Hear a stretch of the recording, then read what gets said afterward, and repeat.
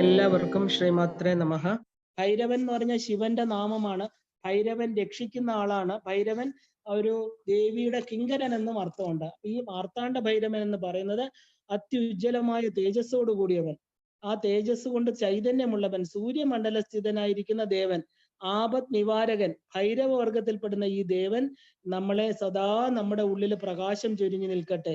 ഈ മാർത്താണ്ഡ ഭൈരവൻ പത്മരാഗം കൊണ്ട് തീർത്ത പീഠത്തിലായിരിക്കുന്നത്. ആ പീഠത്തിന് കനകമയമായിട്ടിരിക്കുന്ന ഒരു കർണികയുണ്ട്, ഒരു താമരപ്പൂവുണ്ട്. എല്ലാവരും താമരപ്പൂവിലായിരിക്കുന്നത്. അപ്പൊ ഈ ദേവന്റെ ഇരിപ്പെന്ന് പറയുന്നത് താമര എന്താ വെച്ചാൽ താമര സംഭൂതയാണോ, താമരപ്പൂവിൽ നിന്നുണ്ടായതാണോ എന്ന് തോന്നും.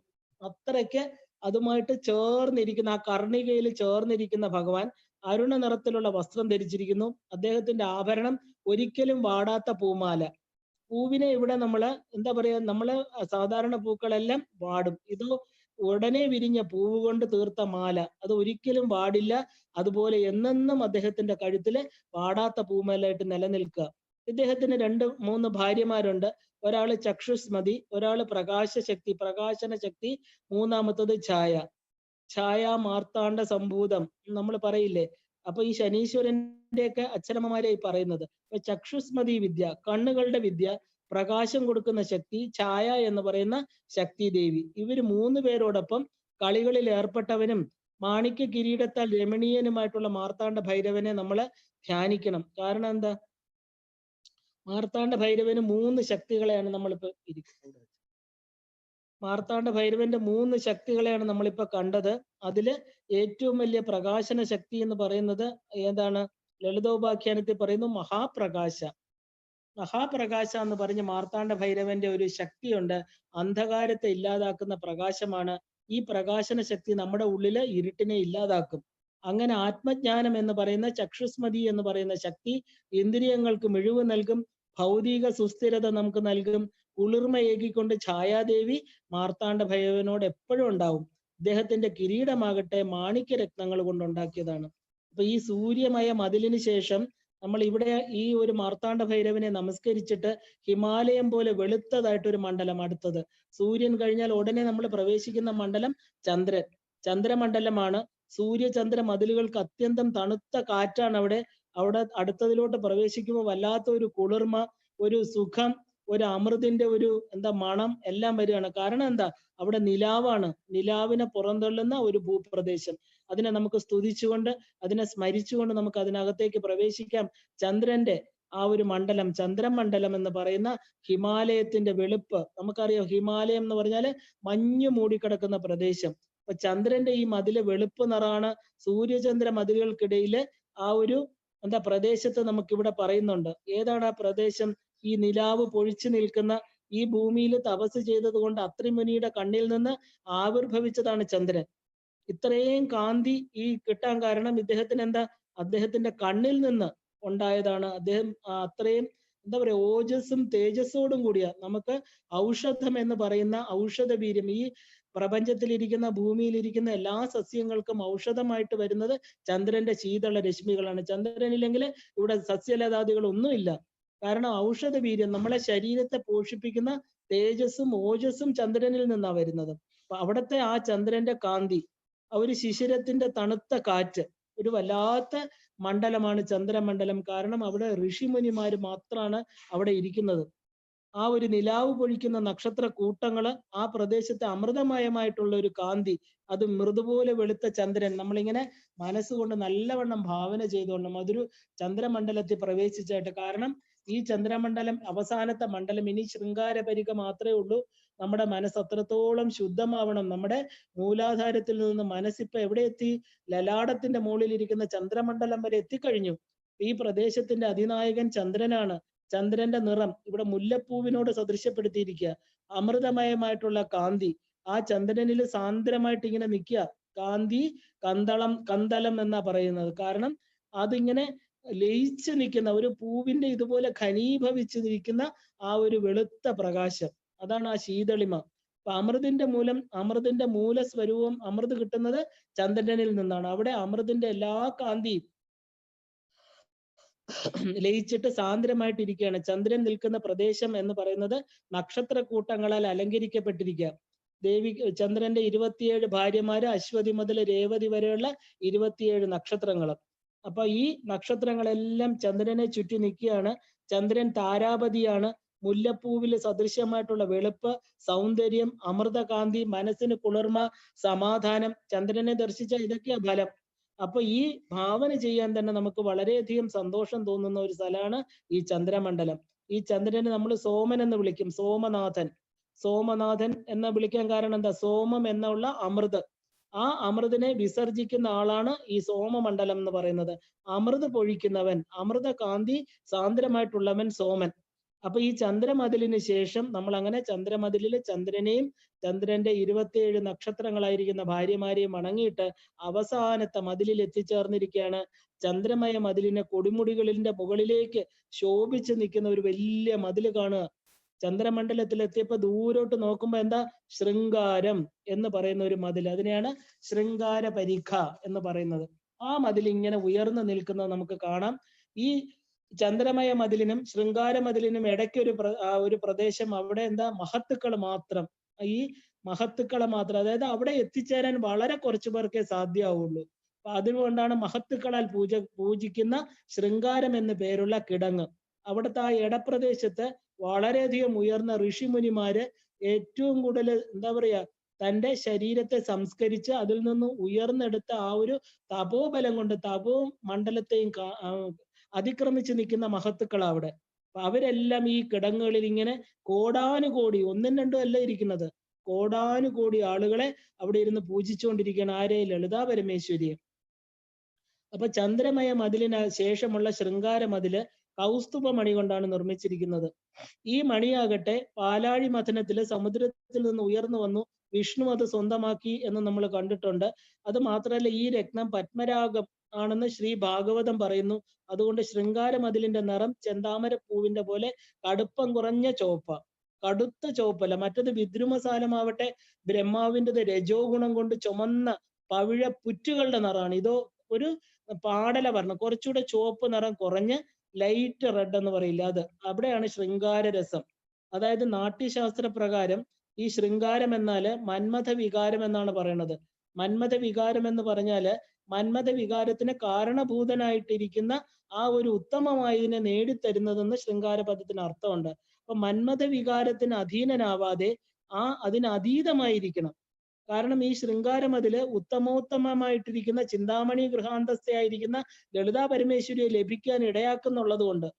കാരണം അങ്ങനെ നമുക്ക് ആശയം സ്വീകരിക്കണം. കാരണം എന്ന് വെച്ചാൽ ഈ ശൃംഗാരം അതിൽ നിർമ്മിച്ചിരിക്കുന്നത് ഉത്തമമായിരിക്കുന്ന ശൃംഗാരം അതിൽ നമ്മൾ പറഞ്ഞു കൗസ്തുഭ മണി കൊണ്ടാണ് നിർമ്മിച്ചിരിക്കുന്നതെന്ന്. ഏറ്റവും ഉത്തമമാണ് കൗസ്തുഭം. അത് ഭഗവാൻ പാലാഴി മഥനത്തിലെ വിഷ്ണു എടുത്തു ഈ കൗസ്തുഭ മണിയെ. അപ്പൊ ഈ എന്താ പറയാ, കൗസ്തുഭ മണി എന്ന് പറയുന്നത് ഭൂമിയെ മുഴുവൻ വ്യാപിച്ചു കിടക്കുന്ന സമുദ്രത്തിൽ ഉണ്ടായതാണ് കൗസ്തുഭം. അപ്പൊ ഭൂമിയെ നിലനിർത്തുവാൻ, എന്നും ഈ നിലയ്ക്ക് നിർത്തുവാൻ വേണ്ടി ഈ എല്ലായിടത്തും വ്യാപിച്ചു കിടക്കുന്ന വിഷ്ണു ഈ കൗസ്തുഭം എടുത്തു എന്ന് പറഞ്ഞാൽ അതിന്റെ അർത്ഥം എന്താ? എല്ലാത്തിലും വ്യാപിച്ചു കിടക്കുന്ന, മനുഷ്യരിലും വ്യാപിച്ചു കിടക്കുന്ന പ്രധാന രസമാണ് ശൃംഗാരം. പ്രപഞ്ചത്തെ നിലനിർത്തുന്ന രസമാണ് ശൃംഗാരം. അപ്പൊ ഇവിടെ ഈ ശൃംഗാരം ഉണ്ടെങ്കിൽ എന്താ? ഈ പ്രപഞ്ചത്തില് ഈ സൃഷ്ടി കർമ്മങ്ങൾ നടക്കുകയുള്ളൂ. അപ്പൊ ഇത് വളരെ ഉദാത്തമായിരിക്കുന്ന ഏറ്റവും ഉയർന്ന തലത്തിലുള്ള ശൃംഗാരം എന്നർത്ഥം. അപ്പൊ ഈ ശൃംഗാര കിടങ്ങില് രക്തനിർമ്മിതമായിട്ടുള്ള തോണികളില് കുറെ പേര് ഇരിപ്പുണ്ട്. ആരാ? സ്വർണ്ണാഭരണങ്ങൾ അണിഞ്ഞ് കയ്യിലും കാലിലും ഒക്കെ സ്വർണ്ണ നിർമ്മിതമായിട്ടുള്ള എന്താ പറയാ ആഭരണങ്ങൾ ധരിച്ച് കയ്യിൽ സ്വർണ്ണ തുഴകള്, ആ ചെറിയ തോണികളില് സ്വർണ്ണ തുഴകളോട് കൂടി ഇരിക്കുന്ന ശൃംഗാര ദേവതമാര്. അവർക്ക് ചുറ്റും അവരുടെ നടുക്ക് ആരായിരിക്കുന്നത്? സാക്ഷാൽ കാമദേവൻ, മന്മഥൻ. മന്മഥന്റെ ചുറ്റും അനേക ശൃംഗാര ദേവതകൾ ഇങ്ങനെ തുഴയിൽ നീന്തിക്കൊണ്ട്, ആ തുഴ കൊണ്ട് തോണിയിൽ ഇങ്ങനെ അവർ സഞ്ചരിച്ചു കൊണ്ടേയിരിക്കുന്നു. അങ്ങനെ ആ ഒരു ശൃംഗാര കിടങ്ങ് എന്ന് പറയുന്ന അതിന്റെ അധിനായകൻ കാമദേവനാണ്. അപ്പൊ ലളിതാദേവിയുടെ ആജ്ഞയിലാണ് ഇപ്രകാരം എന്താ പറയാ ഈ ശൃംഗാര ശക്തികളെല്ലാം തന്നെ ഈ കിടങ്ങിൽ വർത്തിക്കുന്നത്. ഈ ശൃംഗാര ശക്തികളാൽ പരിസേവിക്കപ്പെടുന്ന പൂവമ്പേന്തിയ മദനൻ അവിടെ മതോന്മത്തമായിരിക്കുന്ന പൂർണ്ണ ബോധം അതാണ്. അല്ലാതെ നമ്മൾ ഈ സാധാരണ ശരീരബന്ധമായിട്ടിരിക്കുന്ന യാതൊന്നും ഇവിടെ നമ്മൾ ചിന്തിക്കാൻ പാടില്ല. കാരണം എന്ന് വെച്ചാല് ഏറ്റവും ഉയർന്ന മഹത്തുക്കൾ ചന്ദ്രമണ്ഡലം എന്നൊക്കെ പറഞ്ഞാല് മനസ്സിനപ്പുറത്ത് നിൽക്കുക. ഇപ്പൊ ഈ ശൃംഗാര മതിലെന്ന് പറയുന്നത് ശരിക്കും പറഞ്ഞ ഈ ശൃംഗാര മതിലിലൊക്കെ എത്തിച്ചേരണമെങ്കിൽ എന്താ, അങ്ങനെ ഒരു പൂർണ്ണമായിട്ടുള്ള ബോധവികാസം, ഈ ലിമിറ്റഡ് കോൺഷ്യസ്നെസ് പൂർണ്ണമായിട്ട് വികസിച്ച് അൺലിമിറ്റഡ് ആയിട്ട് എത്തിച്ചേർന്ന ഒരാൾക്ക് മാത്രമേ ശൃംഗാര മതിലിൽ എത്തിച്ചേരാൻ പറ്റൂ. നമ്മൾ കേൾക്കുമ്പോൾ തോന്നും അവിടെ മന്മഥൻ ഇരിക്കുന്നു, ശൃംഗാരം എന്തൊക്കെയാണെന്ന്. അങ്ങനെയല്ല. പൂർണ്ണ ബോധം, തന്റെ സഹസ്രാര പത്മത്തിൽ എല്ലാ ന്യൂറോൺസും ആക്ടിവേറ്റഡ് ആയിരിക്കുന്ന ആ ബോധസത്തയിൽ നിൽക്കുന്ന വ്യക്തികൾക്ക് മാത്രം പ്രവേശനമുള്ള സ്ഥലമാണ് ഈ ശൃംഗാര പരിക. അപ്പൊ ഈ ഒരാളുടെ അവസ്ഥയായി പറയുന്നത്. ഇപ്പൊ ഒരാൾക്ക് മറ്റുള്ളവരെ ആ അവസ്ഥയിലേക്ക് നയിക്കാൻ സാധിക്കണം. കാരണം അങ്ങനെയുള്ള ഒരാളിന്, പൂർണ്ണമായിരിക്കുന്ന ബോധവികാസം വന്ന ഒരാളിന് മാത്രമേ ബാക്കിയുള്ളവരെ ആ തലത്തിലേക്ക് കൊണ്ടുപോകാൻ പറ്റുള്ളൂ.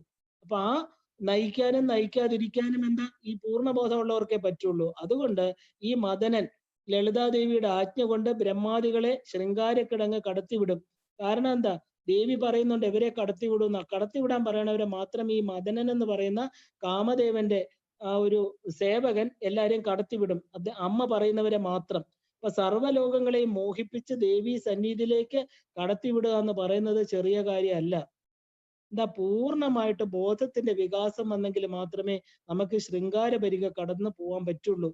അല്ലെങ്കിൽ എന്താ, അവിടെ വെച്ച് വീണ്ടും വീണ്ടും താഴോട്ടുള്ള കിടങ്ങുകളിലേക്ക് വന്നു പോയിക്കൊണ്ടേയിരിക്കും. അപ്പോ ഈ ശൃംഗാരരസം നിറഞ്ഞതാണ്. ഈ ശൃംഗാരക്കിടങ്ങ് ലോകത്തിലെ തന്നെ പരിച്ഛേദമാണെന്ന് പറയാം. രസങ്ങൾക്കെല്ലാം ലോകസമ്പത്തിയാണ്.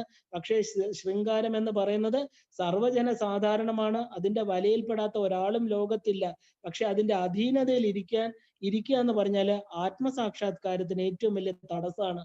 അപ്പൊ ഇതിന് അതീതനാവുക, ആത്മസാക്ഷാത്കാരത്തിനുള്ള ഏറ്റവും വലിയ മാർഗം ആണ് ഇതിനെ അതീതമായിട്ട് ഈ ഒരു കിടങ്ങിലെത്തുക എന്ന് പറയുന്നത്. ഈ കിടങ്ങിന്റെ നായകൻ ശൃംഗാര യോനി എന്ന് വിളിക്കുന്ന കാമദേവനാണ്. ആത്മസാക്ഷാത്കാരം ലഭിച്ച ആളാണ് അദ്ദേഹം. ശൃംഗാര സമ്പൂർണ്ണ എന്ന ദേവിക്കൊരു പേരുണ്ട്. അപ്പൊ ഇതിന് ശൃംഗാരം എന്ന രസത്തിന് അതീതയായിട്ട് വർത്തിക്കുന്നവൾ എന്ന് പേര്. അപ്പൊ ഈ അർത്ഥവത്താകുന്ന ഈ പേര് കാമദേവൻ ശൃംഗാരത്തിന്റെ ഉറവിടം, ലളിതാദേവി ശൃംഗാര രസത്താൽ സമ്പൂർണ്ണ. അപ്പൊ ഈ ഉറവിടം എന്ന് പറയുന്നത് എന്താ, പൂർണ്ണമായിരിക്കുന്നതിൽ നിന്നാണ്. അതായത് നമുക്ക് ഒന്നിനോടും ആസക്തി ഇല്ലാത്ത അവസ്ഥ. ഈ അർത്ഥത്തിലാണ് അവർ രണ്ടുപേരും ശൃംഗാര രസത്തിന് അതീതർ എന്ന് പറയാൻ കാരണം.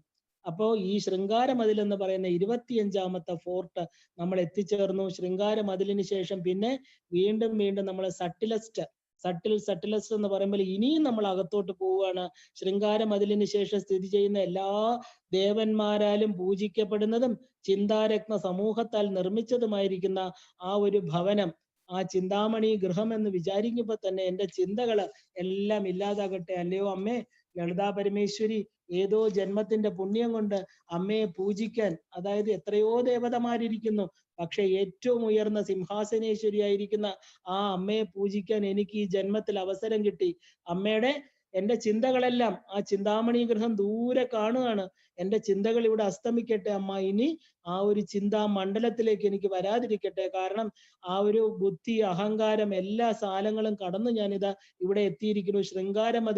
ശൃംഗാര രസം എന്ന് പറയുന്ന എല്ലാവർക്കും കടന്നു പോകാൻ പ്രയാസമായിട്ടുള്ള പൂർണ്ണ ബോധ ആ സ്വരൂപത്തിലേക്ക് ഇന്ന് ഞാൻ എത്തിച്ചേർന്നിരിക്കുകയാണ്. ഈ ശൃംഗാര പരിഖയിൽ കാമദേവൻ കടത്തിവിട്ടിരിക്കുകയാണ്. അപ്പൊ എനിക്ക് ദൂരെ ശൃംഗാര മതിൽ കഴിഞ്ഞ് എനിക്ക് കാണാൻ സാധിക്കുന്നു അമ്മയുടെ ചിന്താമണി രത്നങ്ങളാൽ നിർമ്മിച്ച ഒരു ഭവനം. അത് കാണുമ്പോൾ തന്നെ വല്ലാത്ത കുളിർമ എൻ്റെ മനസ്സിൽ അനുഭവപ്പെടുകയാണ്. ചിന്താമണി ഗൃഹം, അത് പറയുമ്പോൾ തന്നെ വീണ്ടും പറയണം തോന്നുകയാണ്. കാരണം അത്രയ്ക്ക് എല്ലാ ദേവന്മാരാലും പൂജിക്കപ്പെടുന്ന ഈ ഭവനം, ഈ ചിന്താമണി ഗൃഹത്തിലാണ് അമ്മയുടെ വാസം. എൻ്റെ അമ്മ അവിടെയാണെന്ന് ഞാൻ അറിയണു അമ്മ. എനിക്ക് അവിടെ എത്തിച്ചേരണം. ഇത്രയും ദുർഘടമായ വഴിയിലൂടെ സഞ്ചരിച്ച് എൻ്റെ ജീവൻ ഇന്നിതാ 25 എന്താ പറയാ വ്യാപികൾ, 25 തടസ്സങ്ങൾ, ഇല്ലെങ്കിൽ 25 മതിലുകൾ, അത് തടസ്സമല്ല, അമ്മയുടെ ശരീരമാണ്. അമ്മ എന്നെ ശുദ്ധയാക്കിയാണ് ചെയ്തത്. ഈ 25 മതിലിലെ സഞ്ചാരം ഞാൻ പൂർണ്ണ ശുദ്ധമായിട്ട്, പൂർണ്ണ ബോധം, ആ ഒരു ബോധസ്വരൂപമായിട്ട് ഇന്ന് മാറിയിരിക്കുകയാണ്. എൻ്റെ എല്ലാ എന്താ പറയാ കൽമഷങ്ങളും ദുഃഖങ്ങളും ആ ഒരു വ്യാമോഹങ്ങളും എല്ലാം ഉപേക്ഷിച്ച് എന്നെ കാമദേവൻ ഇതാ ഇവിടത്തേക്ക് അമ്മ കാമദേവന്റെ പൂവമ്പുകളും ആ ഒരു കരിമ്പ് വില്ലുമാണ് വെച്ചിരിക്കുന്നത്. അദ്ദേഹത്തിന്റെ അനുമതിയോടുകൂടി ഞാനിതാ ആ ഒരു ദൂരെ നിന്ന് ചിന്താമണി ഗൃഹത്തെ കാണുകയാണ്. എൻ്റെ അമ്മ ഇവിടെയാണോ ഇരിക്കുന്നത്? മനസ്സ് വല്ലാതെ ചഞ്ചലപ്പെടുകയാണ്. അമ്മ അവിടെ ഉണ്ടോ? അമ്മ അവിടെ വസിക്കുകയല്ലേ? എനിക്ക് കാണാൻ പറ്റുമോ? എന്നൊക്കെയുള്ളൊരു ചഞ്ചലത, മനസ്സിന് വല്ലാത്തൊരു ചഞ്ചല ഭാവം. ദുർവാസാവ് പറയണം, അമ്മയെ കാണാൻ എനിക്ക് യോഗ്യതയുണ്ടോ? ഞാൻ അത്ര പുണ്യം ചെയ്തോ? അതുപോലെ നമ്മൾ ഓരോരുത്തരും നമ്മുടെ ജീവിതത്തിൽ എത്ര പുണ്യാതിരേകമാണ് നമുക്ക് അമ്മയെ കാണാൻ പറ്റിയത്? ഇത്രയും സഞ്ചരിച്ച് വന്നിട്ട് കാണാതെ പോകേണ്ടി വരുമോ? ഒരു വല്ലാത്ത ആശങ്ക. കാണുമ്പോ എന്താ, ദൂരെ ഇരിക്കുക ചിന്താമണി, പാരിജാതം കൗസ്തുഭമണി പോലെ ചിന്താമണിയായിരിക്കുന്ന ആ ഒരു ചിന്താമണി രത്നം പാലാഴിയിൽ നിന്ന് വന്നതാണ്. രാമായണത്തിൽ പറയുന്നുണ്ട്, ചിന്താമണി എന്ന് പറയുന്ന രത്നം പാലാഴിയിൽ നിന്ന്, ഈ രത്നം നമ്മുടെ ചിന്തകളെ അകറ്റും. ചിന്തകളാണ് പ്രശ്നങ്ങള്, ചിന്തകളാണ് നമുക്ക് എന്താ പറയുക, എട്ടുകാലിയുടെ വല പോലെ നമ്മളെ ചുറ്റി ചുറ്റി ചുറ്റി ആ എട്ടുകാലി അതിനകത്ത് ആ വലയിൽ കുരുങ്ങി മരിക്കുന്ന പോലെ ചിന്തകൾ ജന്മത്തിന് കാരണമായിക്കൊണ്ടേയിരിക്കുന്നു. ജന്മം, ബന്ധം, മോക്ഷം, ആ മോക്ഷ കാരണമായിരിക്കുന്ന ചിന്താമണിയെ ഞാൻ കാണുന്നു. അവിടെ എൻ്റെ ചിന്തകൾ അസ്തമിക്കണം. ആ ചിന്തകൾ അസ്തമിച്ചാൽ മാത്രമേ എനിക്ക് ചിന്താമണി ഗ്രഹത്തെ കാണാൻ പറ്റുള്ളൂ. എൻ്റെ ചിന്തകൾ ഇതാ ഇവിടെ അസ്തമിച്ചു അമ്മ, ഇനി എനിക്ക് ആഗ്രഹങ്ങളില്ല, ചിന്തകളില്ല, ഒന്നും നിറവേറ്റാനില്ല, യാതൊന്നുമില്ല. ഈ രത്നം നമ്മുടെ ചിന്തകൾ, ആ പറഞ്ഞപ്പോ തന്നെ നമ്മുടെ ചിന്തകളെ അകറ്റി ഉടനടി നമ്മുടെ ആഗ്രഹങ്ങളെ സാധിപ്പിച്ചു തരുന്ന ഈ രത്നം, ആ ചിന്താമണി രത്നത്തെ ആ രത്നമുള്ള ഇടം നമ്മുടെ മനസ്സാണെന്ന് നമ്മൾ തിരിച്ചറിയണു. അപ്പൊ ഈ മനസ്സാകുന്ന ഗൃഹമാണ് യഥാർത്ഥ ചിന്താമണി ഗൃഹം. അവിടെ ചിന്തകളെ അകറ്റുന്ന രത്നങ്ങളെ കൊണ്ട് നിർമ്മിച്ച ഒരു ഗൃഹം. ചിന്തകൾക്കകത്ത് അമ്മയ്ക്ക് ഇരിക്കാൻ പറ്റില്ല. ആ നിർമ്മലമായിരിക്കുന്ന ചിന്തകളെല്ലാം ഒഴിഞ്ഞ് ശുദ്ധമായിരിക്കുന്ന ആ ഒരു ഗൃഹത്തിലിരിക്കുന്ന, അല്ലയോ അമ്മ അവിടെ എന്നെ കൊണ്ടുപോകൂ എന്ന് പറയണ. ചിന്തകളെ അകറ്റണം നമ്മള്. ആ ഒരു രത്നങ്ങളെ കൊണ്ട് നിർമ്മിച്ച ഈ ഗൃഹത്തില് ഒരിക്കലും എനിക്ക് ചിന്തകൾ ഉണ്ടാകാതിരിക്കട്ടെ. ഉണ്ടായാൽ തന്നെ അത് ദേവി മാത്രം. എൻ്റെ ചിന്തകളില് സദാ എൻ്റെ ജാഗ്രത, സ്വപ്ന, സുഷുപ്തി അവസ്ഥകളിൽ അമ്മയുടെ ചിന്തകൾ മാത്രം നിറയട്ടെ, എന്നെ പരിശുദ്ധമാകട്ടെ ആ ചിന്തകള് എന്ന് പറഞ്ഞുകൊണ്ട് നമ്മുടെ ഓരോ ജീവാത്മാക്കളും അങ്ങോട്ട് കടന്നു പോവാൻ ഒരു വല്ലാത്ത അദമ്യമായിട്ടുള്ള ആവേശം. ഇതിനാണ് ആവേശം. മഹാഗ്രാസ, ഗ്രസിക്കുന്നവളാണ് അമ്മ. അവിടെ ഒരു വെറും ഇരുമ്പ് കഷ്ണമായിട്ടുള്ള നമ്മുടെ മനസ്സുകളെ കാന്തമായിരിക്കണം അമ്മ അങ്ങോട്ട് വലിച്ചാകർഷിച്ചു കൊണ്ട് പോവുകയാണ്. ചിന്തകളെല്ലാം മാറി കാറും കോളും ഒഴിഞ്ഞ ഹൃദയത്തോടു കൂടി ആ ഒരു ചിന്താമണി ഗൃഹത്തെ ദൂരെ നിന്ന് നമ്മൾ കാണുകയാണ്. മെല്ലെ മെല്ലെ അമ്മ അവിടെ എത്താൻ പറ്റുമോ? ദേവി കുടികൊള്ളുകയല്ലേ അവിടെ. ആ നമ്മുടെ ചിന്തയ്ക്ക്, ഇനി ഒരു ചിന്തയ്ക്കും വരാൻ പോകുന്ന അടുത്ത ചിന്തയ്ക്കും ഇടയ്ക്കുള്ള ആ ഒരു ഇടവേള എന്ന് പറയുന്ന അപൂർവ നിമിഷം, അതാണ് ചിന്താമണി ഗൃഹം. ചിന്തകളില്ലാത്ത അവസ്ഥ, ചിന്തകൾ നിന്നു പോകുന്നു, നിശ്ചലമായിരിക്കുന്ന അവസ്ഥ, അതാണ് എൻ്റെ ഉള്ളിലെ ചിന്താമണി ഗൃഹം എന്ന് അറിഞ്ഞോണം. അപ്പൊ ഈ അപൂർവ നിമിഷത്തില്, അങ്ങനെയുള്ള അപൂർവ നിമിഷങ്ങൾ ചിന്താമണി ഗൃഹമാക്കാൻ ആ ഒരു ചിന്താമണി ഗൃഹാന്തസ്ഥയായിരിക്കുന്ന ഈ ദേവിയുടെ അനുഗ്രഹം വേണം നമുക്ക്. ചിന്താമണി എന്ന് പറയുന്ന രത്നനിർമ്മിതമായിട്ടുള്ള ഗൃഹം നമ്മളെ ആപത്തുകളെ ഇല്ലാതാക്കും. ഈ രത്നത്തിന്റെ മഹത്വം നമ്മളോട് പറയണു, നിങ്ങളെ ചോദിക്കുന്നത് എന്തും തരും ഈ രത്നം. പിന്നെ അമ്മയോ, ഈ അമ്മയ്ക്ക് എന്താ തരാനുള്ളത്? അമ്മയുടെ ഈ ഒരു രത്നം, നമുക്ക് ചോദിക്കുന്നതെല്ലാം ഭോഗവും മോക്ഷവും തരുന്ന ആ ഒരു രത്നം. അപ്പൊ ഇതിനകത്ത് രത്ന കല്ല് പോലെ ഇരിക്കുന്ന, സദാ എൻ്റെ മനസ്സിൽ കുടികൊള്ളുന്ന അമ്മ എന്തെനിക്ക് തന്നൂടാ? കൗസ്തുഭമണിയുള്ള ആ ഒരു ചിന്താരത്നം, കൗസ്തുഭമണിയേക്കാൾ 1000 കൗസ്തുഭമണികൾ ചേർന്ന ഒരു ചിന്താമണി രത്നം, ഈ 3 ലോകങ്ങളിലും ആപത്തില്ലാതാക്കുന്ന ചിന്താമണി. സൗന്ദര്യ ലഹരിയിൽ പറയണു, ദേവിയുടെ വാസം ചിന്താമണി ഗൃഹത്തിലാണെന്നല്ലേ. ഈ ഒരു ചിന്താമണി എന്ന് ചിന്തിക്കുമ്പോൾ തന്നെ നമ്മുടെ മനോവ്യഥ നാശം, ദേവിയുടെ അനുഗ്രഹമാണ് കിട്ടുന്നത്. ആ ചിന്താമണി എന്നുള്ള ഒറ്റ വാക്കുകൊണ്ട് നമ്മുടെ എല്ലാ വ്യഥകളും മാറി നമ്മൾ പൂർണ്ണരായിട്ട് തീരുക. കാരണം അവിടെ പോയി നമുക്ക് ദേവിയെ കാണണം. പൂർണ്ണത്വത്തിൽ മാത്രമേ ദേവിയെ കാണാൻ പറ്റുള്ളൂ. ശൃംഗാരക്കടങ്ങിനും ചിന്താമണി ഗൃഹത്തിനും ഇടയിലെ 10 കരിമ്പനകളുടെ നീളം, സ്വർണ്ണ നിറത്തിലുള്ള ഇലകള്, അത് ഒരു വലിയ യോജന, 1 യോജനയോളം ഉയരമുള്ള തണ്ടുകള്, ആ താമരക്കാട്ടിലാണ് ഞാൻ കാണുന്നത്. ആ താമരക്കാടിനെ മഹാപത്മാടവി എന്ന് ഞാൻ അറിയണു. കാരണം മഹാപത്മാടവി സംസ്ഥ, മഹാപത്മാടവി ദേവിയുടെ അഡ്രസ്സ് ചോദിച്ചപ്പോ പത്മാടവി, അത് കടന്നു പോണം ദേവിയിൽ. നമ്മൾ പറയില്ലേ, ഇന്ന സ്ഥലത്ത് ഇന്നടത്തിരിക്കുന്നു, ശ്രീപുരം ഇവിടെയാണ് എന്ന് പറയും പോലെ മഹാപത്മാടവിയില് ഞാനൊന്ന് കാണട്ടെ അമ്മ. മഹാപത്മാടവി എങ്ങനെ ഇരിക്കും? അത് ശൃംഗാരക്കടങ്ങിനും ചിന്താമണി ഗൃഹത്തിനും ഇടയ്ക്കുള്ള ഒരു താമരക്കാടാണ്. ആ ശൃംഗാരക്കടങ്ങ് കാമദേവൻ കടത്തിവിട്ടാലേ ഈ താമരക്കാടിന് കയറാൻ പറ്റൂ നമുക്ക്. ഈ താമരക്കാട്ടിൽ കയറിയാലോ ചിന്താമണി ഗൃഹത്തിലെത്താൻ ഇനിയും കുറെ നടക്കേണ്ടതായിട്ടുണ്ട്. 10 കരിമ്പനകൾ ഒന്നിനു പുറകെ ഒന്നായിട്ട് വെച്ച അത്രയും നീളമുള്ള താമരയുടെ ഇലകള് ഒന്ന് ആലോചിച്ച് നോക്കൂ. 10 കരിമ്പന, അത്രയും ഉയരം, ഭൂമിയിൽ നിന്ന് താമര പൊടിച്ചു നിൽക്കുക. അപ്പൊ അതിന്റെ തണ്ടുകള്, അതിന്റെ ഇലകള് എവിടെയാണ്? ഈ ഒരു തണ്ടിന്റെ ഇലകൾ നമുക്ക് കാണാൻ പറ്റുന്നില്ല, അത്രയും വലിയ ഇലകള്. ആ ഒരു ധ്വജം പോലെ ഉള്ള വൃക്ഷം, ധ്വജം എന്ന് പറഞ്ഞാൽ കൊടിക്കൂറ പോലെയുള്ള വൃക്ഷങ്ങള്. അതിന് താമര എന്ന് പറഞ്ഞാൽ നമ്മൾ വെള്ളത്തിൽ കിടക്കുന്ന ഒരു ചെറിയ താമര, ഇതോ വലിയ വലിയ വൃക്ഷങ്ങൾ പോലെ നിൽക്കുന്ന താമര. ആ താമരയുടെ ഇലകൾക്കെല്ലാം സ്വർണ്ണ നിറം. ആ താമരയുടെ നാളത്തിനാണെങ്കിൽ 1 യോജന ഉയരം. ഓരോ താമരകളും ബൃഹദാകാരങ്ങളും സ്വർണ്ണ നിറമാർന്നത്. ഇവ ജലത്തിലല്ല നിൽക്കുന്നത്, ഭൂമിയില്. ഇത് എന്താ പറയാ, ചിന്തിക്കാൻ പറ്റാത്ത രീതിയിൽ ഒരു അത്ഭുത സ്തബ്ധരായിട്ട് നിൽക്കുക. കാരണം ഈ ചിന്താമണി ഗൃഹം എന്താണ്? ഈ ഭൂമിയിൽ വളരുന്നു ഈ താമര, ഇവിടെ വെള്ളം അവിടെ, എവിടുന്നാണ് ഇത് വളരുന്നത്? അങ്ങനെയുള്ള ഒരു പത്മാടവിയെ കണ്ട് വീണ്ടും വീണ്ടും നമുക്ക് നമസ്കരിക്കാം. കാരണം ഈ പത്മാടവി ധ്യാനം പൂർണ്ണ ബോധത്തെ ഉണ്ടാക്കുന്നതാണ്. നമ്മുടെ ശിരസിലാണ് മഹാപത്മാടവി. ആ മഹാപത്മാടവിയിൽ ഇരിക്കുന്ന ഓരോ താമരയും നമ്മുടെ ന്യൂറോൺസ് ആണ്. അത് ആക്ടിവേറ്റ് ചെയ്താലേ നമുക്ക് സർവതോന്മുഖി, ദേവി താമസിക്കുന്ന സ്ഥലം ഇവിടെയാണ്. എല്ലാ മുഖങ്ങളും അസ്തമിച്ച് സഹസ്രാക്ഷി രാജരാജേശ്വരിയായിട്ട് താമസിക്കുന്ന ആ സ്ഥലം, അതാണ് മഹാപത്മാടവി. അപ്പൊ നിരന്തരം ഒലിച്ചുകൊണ്ടിരിക്കുന്ന പൂന്തേൻ പ്രവാഹം അവിടുന്ന് ഇങ്ങനെ പുറത്തേക്ക് പ്രവഹിച്ചുകൊണ്ടേയിരിക്കുക. അവിടെ വണ്ടിൻ കൂട്ടങ്ങള് ഇങ്ങനെ പത്മാടവിയില് ആ ഓരോ താമരയിലും വണ്ടും, അതായത് സുഹൃതികളായിട്ടുള്ള ആ ഒരു സുഹൃത ജന്മങ്ങളാണ് ഈ വണ്ടുകള്. അത് നമ്മൾ ഒരു തണ്ടാരിൽ വീണ് മധു ഉണ്ട് രമിക്കുമൊരു ആ ഒരു പൂർവ്വജന്മ സുഹൃതം കൊണ്ട് മാത്രം ആ താമരയുടെ തേൻ നുകർന്ന് ആ ഒരു രമിച്ചു നടക്കുന്ന വണ്ടുകളെല്ലാം പൂർവ്വജന്മത്തില് മഹത്തുക്കളായിരുന്നു, ഋഷിമുനിമാരായിരുന്നു. അവരുടെ അനുഗ്രഹമാണ് അവരിന്ന് മഹാപത്മാടവിയിൽ വണ്ടായിട്ട് ഈ അമൃതം നുകർന്നുകൊണ്ടിരിക്കുന്നത്. അല്ലയോ അമ്മ, എന്നെങ്കിലും ഒരിക്കല് ഈ ഒരു മഹാപത്മാടവിയിലെ വണ്ടായിട്ടെങ്കിലും എനിക്ക് വരാൻ പറ്റട്ടെ എന്നുള്ള ആഗ്രഹത്തോടു കൂടി നമുക്ക് ആ ഒരു ചന്ദനത്തിന്റെ ഇളം തെന്നലിന്റെ ഒരു ഭംഗി മന്ദഗതിയിൽ ഈ താമര പൂമ്പൊടികളെല്ലാം ഇങ്ങനെ പറക്കുക. ആ മഹാപത്മാടവിയുടെ കാര്യ പറയുന്ന രാജഹംസങ്ങള്, അവിടെ നമ്മൾ വെള്ളമൊന്നും കണ്ടില്ല, പക്ഷെ രാജഹംസങ്ങള് മൃദു കോലാഹലത്തിൽ ചുറ്റിലും മുഴകുന്ന ഒരു ധ്വനി നമുക്ക് കേൾക്കാം. എവിടെയാണ് ഈ വെള്ളം, എവിടെയാണ് ഈ രാജഹംസങ്ങൾ പോകുന്നത്, ഒന്നും നമുക്കറിയില്ല. പക്ഷെ അവിടെ അവരിങ്ങനെ നടക്കുന്നതും അവരുടെ കളകൂജനങ്ങളും കേൾക്കാം, വണ്ടുകൾ പറക്കുന്നത് കാണാം. അങ്ങനെ ഒരു ഇളം തെന്നല്, ആ ഒരു ചന്ദനക്കാട്ടില് ചന്ദന, ഇവിടെ താമരപ്പൂ, പക്ഷെ വരുന്നത് ചന്ദനത്തിന്റെ സുഗന്ധം. ഇത് എവിടെ നിന്നാണ്? ഈ പത്മാടവി ധാരാളം രാജഹംസങ്ങള് നിറഞ്ഞതാണെന്ന് പറയണു. അവരുടെ മൃദുതരമായിട്ടിരിക്കുന്ന കോലാഹലങ്ങള്, പത്മാടവിയുടെ തീരപ്രദേശങ്ങളിൽ ചെന്നടിച്ചുണ്ടായിട്ടുള്ള ധ്വനികള്, ചിലപ്പോ ഇത് ആ ശൃംഗാര പരിഖയില് ആ കാമദേവൻ സഞ്ചരിക്കുന്ന അമൃത കടലിന്റെ ആ തിരമാലകളായിരിക്കാം, അതിന്റെ കളഹംസങ്ങളായിരിക്കാം ഇവിടെ നടക്കുന്നത്. എന്താണെന്ന് അറിയാൻ പറ്റുന്നില്ല. ആ ഒരു അത്ഭുത സ്തബ്ധമായിട്ട് നിൽക്കുന്ന ജീവൻ അവിടെ നിശ്ചലമായിട്ട് നിൽക്കുക. ഇത് എവിടെയാണ്, എന്താണെന്നൊന്നും അറിയാതെ. അപ്പൊ ഈ ഒരു സുഗന്ധ പ്രവാഹം കൊണ്ട്, താമരകളുടെ സുഗന്ധം അത് വേറൊരു രീതി. ആ ഒരു കണ്ണിന്റെ കൺപോളകളിൽ രോമം പോലെ ആ ഒരു പത്മാടവി എന്ന് പറയുന്ന ആ പ്രാന്തപ്രദേശത്ത്, അതായത് അതിന്റെ അറ്റം ഒന്നും നമുക്ക് കാണാൻ പറ്റുന്നില്ല, പക്ഷെ എവിടെയോ ഇതിനൊരു അവസാനം വേണമല്ലോ. അങ്ങനെയുള്ള പത്മാടവിയെ ഞാൻ വീണ്ടും ഭജിച്ചുകൊണ്ട്, അമ്മ എന്നെ വഴിതെറ്റിക്കരുത് അമ്മ, നമ്മുടെ ഗുരു കൂടെയുണ്ട്, ഗുരുമണ്ഡലത്തിന്റെ അനുഗ്രഹത്തോടു കൂടി നമുക്ക് മുന്നോട്ട് പോണം. കാരണം ഈ താമരകളിൽ നിന്ന് പരിമളത്തിന്റെ ഒരു ഒഴുക്കുണ്ടാവുക, ഈ പ്രവാഹം പത്മാടവിയിൽ ഇങ്ങനെ വലയം ചെയ്തിരിക്കുക.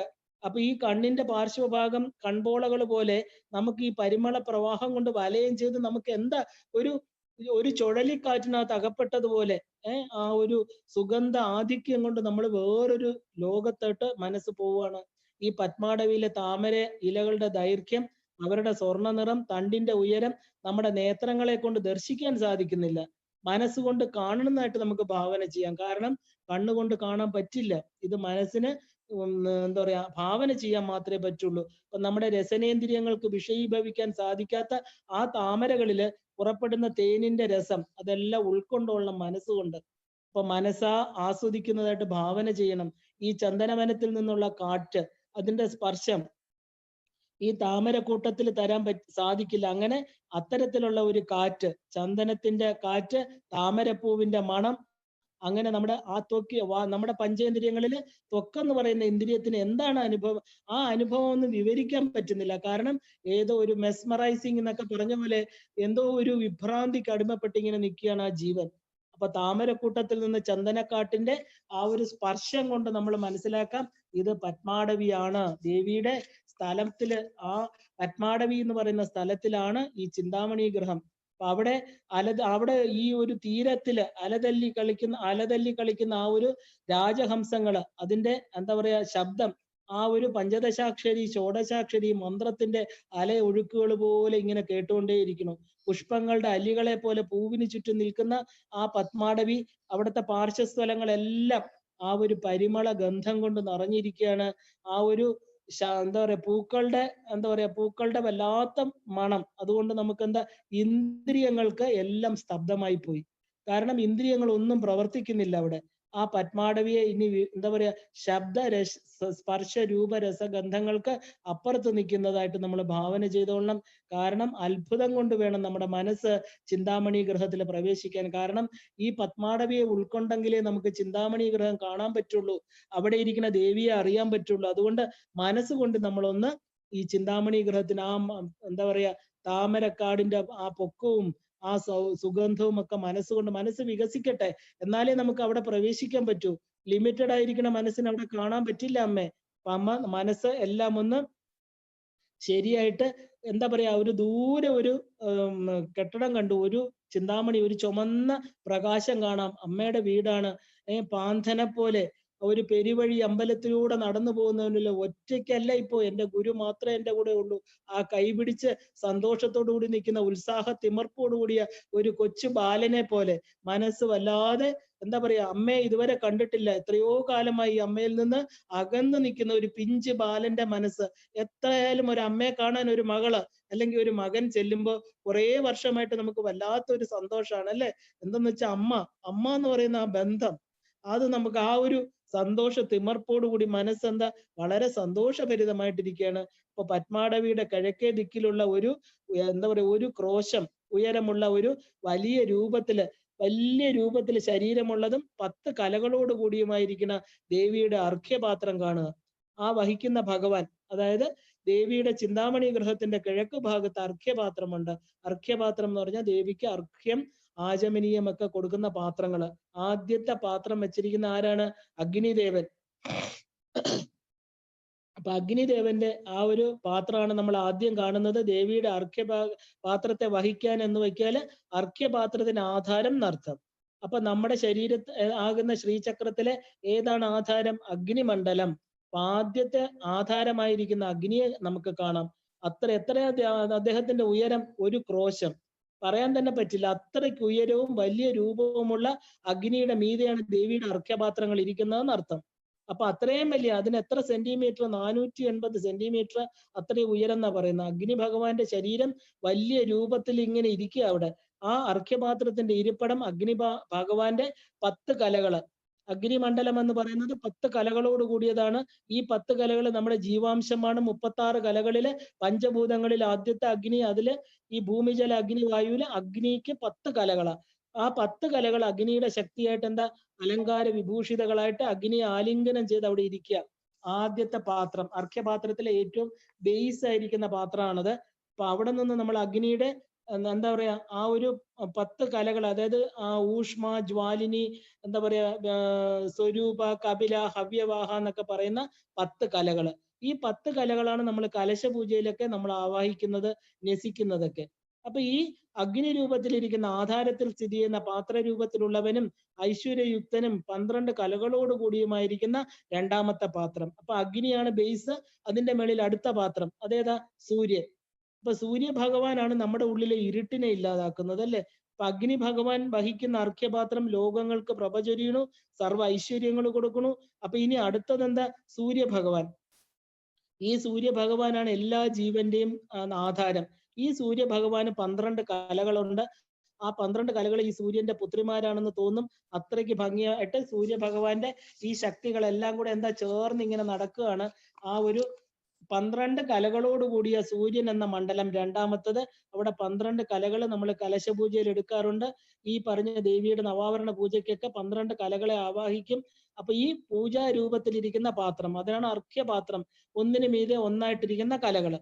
അപ്പൊ ഈ സൂര്യദേവൻ എന്റെ ഹൃദയത്തിലുള്ള കട്ട പിടിച്ച ഇരുട്ടിനെ ഇല്ലാതാക്കട്ടെ.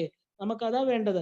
ഇരുട്ടിനെ പിളർത്തട്ടെ എന്നർത്ഥം. കാരണം നമ്മുടെ ഉള്ളിൽ അജ്ഞാനമാകുന്ന ആ രണ്ടാമത്തെ മണ്ഡലത്തിൽ സൂര്യദേവൻ പ്രകാശിക്കുമ്പോൾ അജ്ഞാനം ഇല്ലാതാകും.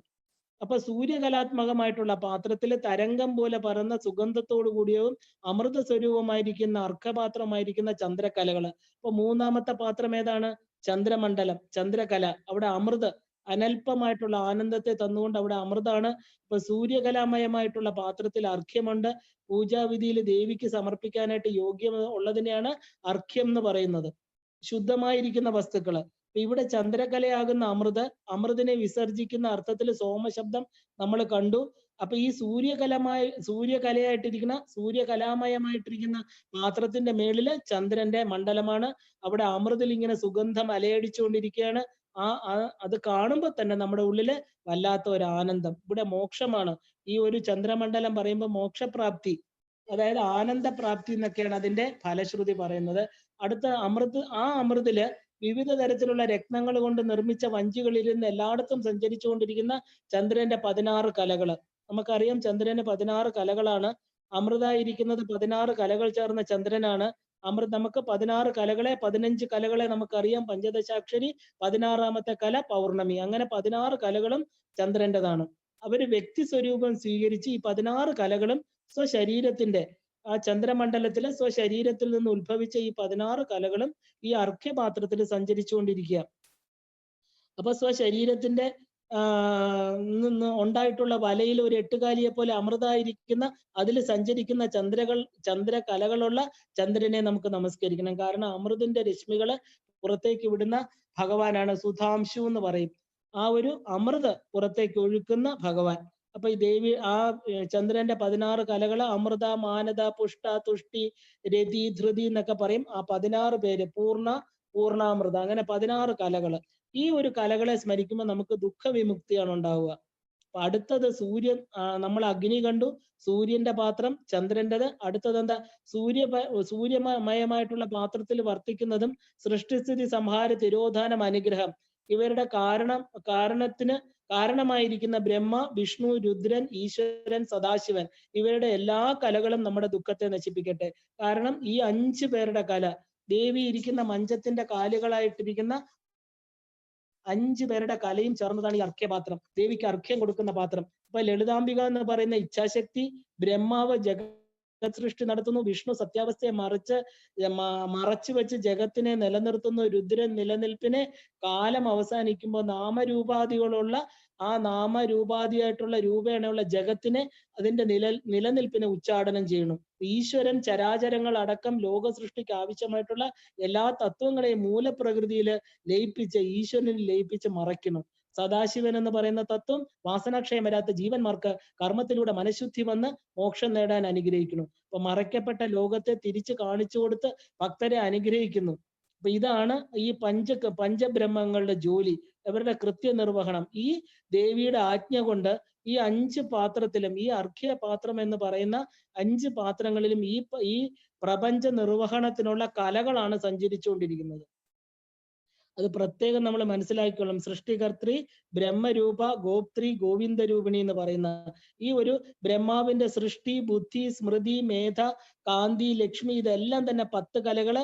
വിഷ്ണുവിന്റെ ജര, പാലിനി, ശാന്തി, ഈശ്വരി, രതി, കാമിക എന്ന് തുടങ്ങിയ ആ 10 കലകള്. തീഷ്ണ, രൗദ്രി, ഭയ, നിദ്ര തുടങ്ങിയ മൃത്യു തുടങ്ങിയ 10 രുദ്രകലകള്.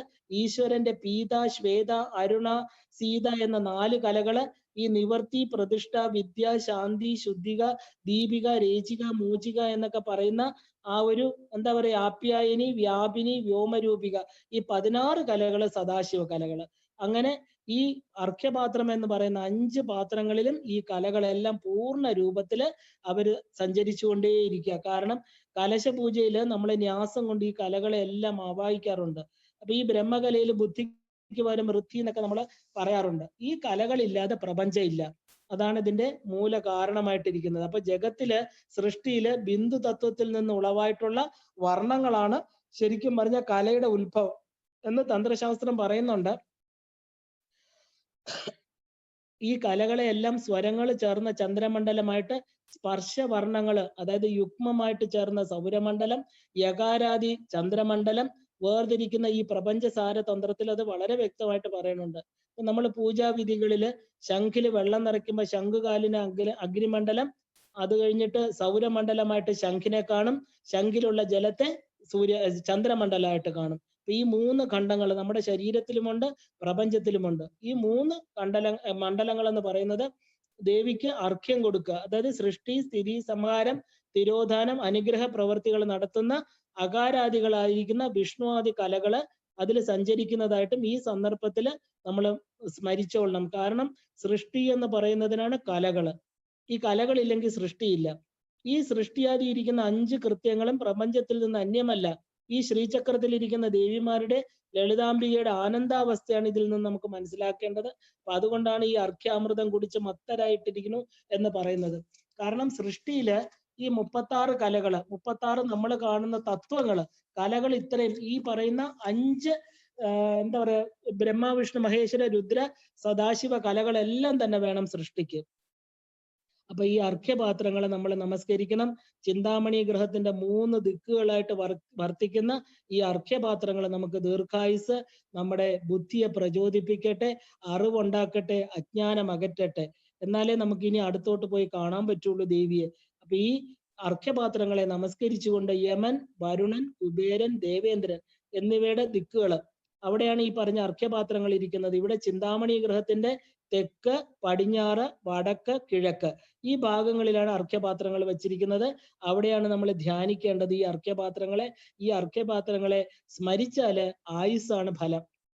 അപ്പൊ ഈ അർഘ്യപാത്രം ഇരിക്കുന്ന സ്ഥലത്തിന് മുമ്പിലായിട്ട് സ്ഥിതി ചെയ്യുന്ന സ്വശോഭയാല് സകല ലോകങ്ങളെയും പ്രകാശിപ്പിക്കുന്നതുമായിട്ടുള്ള ബ്രഹ്മ, വിഷ്ണു, മഹേശ്വരന്മാരുടെ ഭവനങ്ങള് നമ്മൾ നേരത്തെ വന്നപ്പോഴേ ഒരു 3 ശൃംഗങ്ങളിൽ കണ്ടു. ഇവിടെയും അവരുടെ ഭവനങ്ങളുണ്ട്. ഇവർക്ക് 3 ഭവനങ്ങൾ ഇവിടെയുണ്ട്. ഈ ലോകം ഉള്ളതായിട്ട് നമുക്ക് അനുഭവയോഗ്യമാക്കി തരുന്ന ബ്രഹ്മ, വിഷ്ണു, മഹേശ്വരന്മാരുടെ ഭവനങ്ങള്, സൃഷ്ടി, സ്ഥിതി, സംഹാര കർമ്മങ്ങളെല്ലാം തന്നെ ലളിതാംബികാ ദേവിയുടെ ഇച്ഛാശക്തിയാണ് ഇവർ ചെയ്യുന്ന ജോലികളെല്ലാം. അതുകൊണ്ട് അവരുടെ ഭവനങ്ങൾക്ക് പ്രകാശം, വളരെ പ്രകാശമാണ്. ലളിതാംബിക ദേവിയുടെ ഈ ഒരു പ്രകാശം, ഈ ഭവനങ്ങളുടെ ദർശനം തന്നെ നമുക്ക് മംഗളത്തെ തരട്ടെ. കാരണം അമ്മ കൊടുത്തിരിക്കുന്ന 3 പ്രധാനപ്പെട്ട ജോലികൾ ഇവർ ചെയ്തുകൊണ്ടിരിക്കുക. അങ്ങനെ ചിന്താമണി ഗ്രഹത്തിന്റെ അഗ്നികോണിലുള്ള അഗ്നികുണ്ഡത്തെ നമുക്ക് പ്രണമിക്കണം. കാരണം എന്താ, ഈ ഒരു അഗ്നികുണ്ഡത്തിൽ നിന്നാണ് ചിദഗ്നികുണ്ഡ സംഭൂത. ഈ അഗ്നികുണ്ഡത്തിലുള്ളതും ശോഭ വരുത്തുന്നതുമായ വർദ്ധിച്ച തീനാളങ്ങള് ഉള്ളതുമായിട്ടുള്ള അഗ്നിയെ നമ്മൾ നമസ്കരിക്കണം. കാരണം ചിത്താകുന്ന അഗ്നി നമ്മുടെ ഉള്ളിൽ എവിടെയാ ദേവി ആവിർഭവിക്കുന്നത്? ചിത്ത അഗ്നികുണ്ഡത്തില്. ചിത്ത എന്ന് പറഞ്ഞാൽ പ്യുവർ കോൺഷ്യസ്നെസ് എന്നർത്ഥം. ഈ മഹാപത്മാടവിക്ക് ശേഷം കാണുന്ന ചിന്താമണി ഗ്രഹത്തിന്റെ തെക്ക് കിഴക്കേ കോണിലാണ് ഈ അഗ്നികുണ്ഡം. അഗ്നികുണ്ഡം എന്ന് പറഞ്ഞാല് അത് സദാ ജ്വലിച്ചുകൊണ്ടിരിക്കും. ഈ അഗ്നികുണ്ഡത്തിൽ ഇരിക്കുന്ന അഗ്നി ചഞ്ചലമായിരിക്കുന്ന നാളങ്ങള് ജടയോട് കൂടിയിട്ടുള്ള ഒരു യവനനെ പോലെ തോന്നും. കാരണം എന്താ, ആളിക്കത്തുന്ന തീനാളമല്ല, സ്ഥിരമായിട്ട് ഇങ്ങനെ ഒരു സ്വർണ വർണ്ണത്തിൽ ഇങ്ങനെ ജ്വലിച്ചുകൊണ്ടിരിക്കുന്ന തീനാളങ്ങള്. ആ അഗ്നി ലളിതാംബികയുടെ ആവിർഭാവത്തിന് ഉതകിയതാണ്. ഈ അഗ്നികുണ്ഡത്തിൽ നിന്നാണ് ദേവി വെളിയില് ആവിർഭൂതയായതെന്ന് കാണിക്കാനാണ്. കാരണം അംബികാ ജനനം. അപ്പൊ ഈ ഒരു ചിദഗ്നികുണ്ഡത്തിന് വേറൊരു പേര് അംബികാ ജനകം എന്നാണ്. കാരണം ഈ അഗ്നിക്ക് നിന്നാണ് ദേവി വന്നത്. ചിദഗ്നികുണ്ഡ സംഭൂത. അപ്പൊ ലളിതാംബികാ ദേവി ഭണ്ഡാസുരനിൽ നിന്ന് ഭയന്ന ദേവന്മാർക്ക് പരദേവതയെ ആരാധിക്കാൻ തുടങ്ങിയപ്പോൾ അവരുടെ ഹോമകുണ്ഡത്തിൽ നിന്ന് ദേവി പ്രത്യക്ഷയായി എന്ന് ബ്രഹ്മാണ്ഡ പുരാണം. ദേവന്മാരുടെ ജ്ഞാനാഗ്നി, ആ ദേവന്മാരുടെ ജ്ഞാനാഗ്നിയിൽ നിന്ന് ലളിതാംബിക ആവിർഭവിച്ചു എന്നും അതുകൊണ്ട് അഗ്നി എന്ന് പറഞ്ഞാൽ അംബികാ ജനകമാണെന്നും നമുക്ക് പറയാം. അതുകൊണ്ടാണ് അഗ്നിക്ക് ഇത്രയും പ്രാധാന്യം. അഗ്നി ഇല്ലെങ്കിൽ നമുക്ക് ജനനമില്ല. ജനനം മരണം രണ്ടും അഗ്നിയിലാണ് നമുക്ക് നടത്തുന്നത്. അപ്പൊ അതുകൊണ്ട് അഗ്നി എന്ന് പറയുന്നത് ഏറ്റവും എന്താ പറയാ, ഏറ്റവും നിർമ്മലമായിരിക്കുന്ന പരിശുദ്ധമായിരിക്കുന്ന അഗ്നിയെ നമസ്കരിക്കണം നമ്മൾ.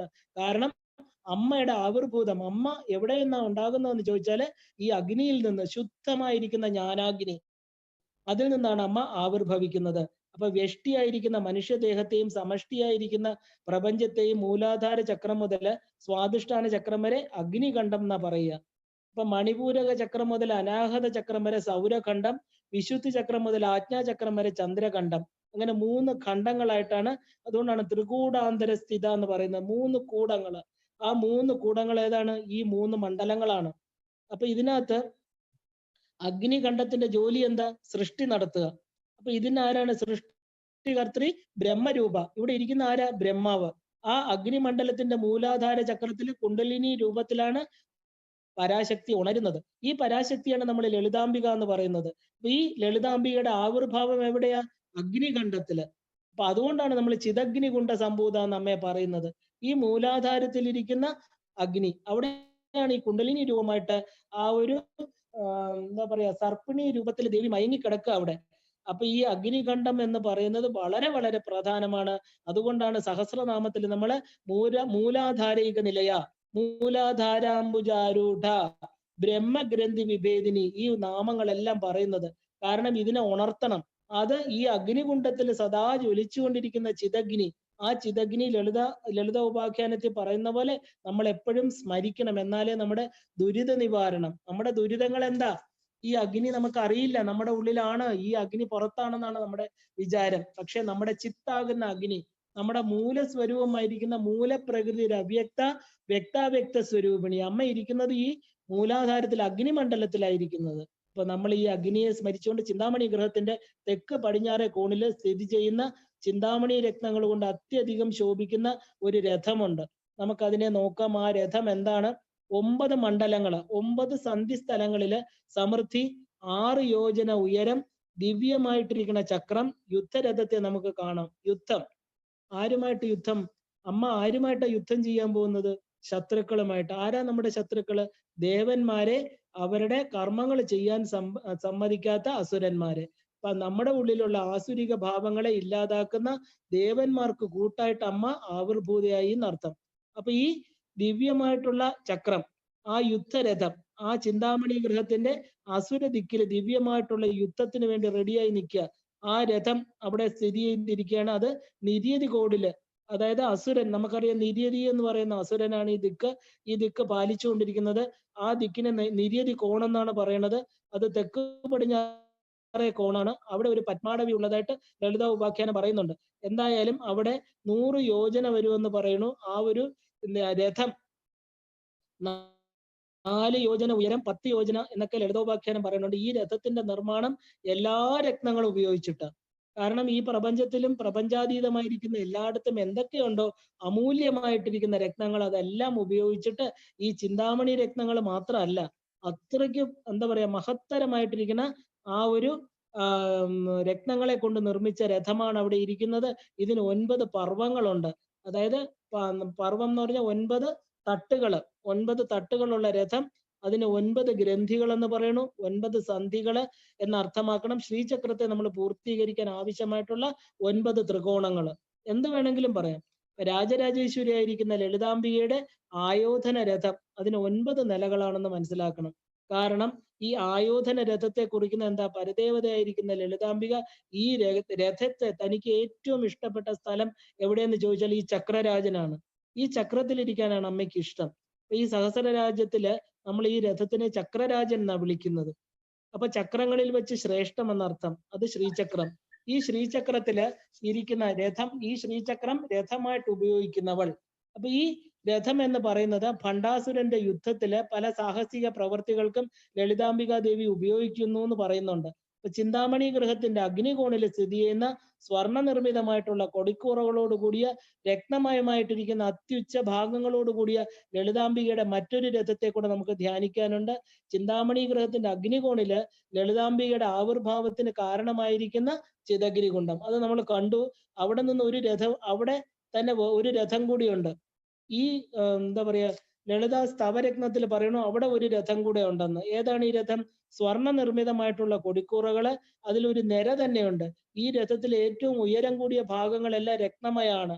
ഈ രത്നം ഭവാനിയുടേതാണ്. ഭവാനി എന്ന് പറയുന്നത് ലളിതാംബിക തന്നെയാണ്. നമ്മൾ സാധാരണ ലളിത ഉപാഖ്യാനത്തിലൊന്നും ഈ രഥത്തെ കുറിച്ച് പറയണില്ല. പക്ഷെ ഈ ലളിതാ സ്തവരത്നം പറയണു അവിടെ ഭവാനി എന്ന് പറയുന്ന ദേവി, ഭവിച്ചതിനെ ഭവൻ എന്ന് പറയുന്ന ശിവന്റെ ഭാര്യയായിട്ടിരിക്കുന്ന ഭവാനി, ഈ പറയുന്ന സൃഷ്ട പ്രപഞ്ചത്തെ ഭുവനേശ്വരി എന്നുള്ള ഭാവത്തില് എല്ലാത്തിനെയും കാത്തുരക്ഷിക്കുന്ന ഭവാനിയുടെ ഒരു രഥം ഈ ചിദഗ്നികുണ്ഡത്തിന്റെ അടുത്തുണ്ട് എന്ന് പറയണു. പക്ഷെ ഇത് ലളിത ഉപാഖ്യാനത്തിൽ ഇല്ല. പക്ഷെ നമുക്ക് അതിനെയും ധ്യാനിക്കാം.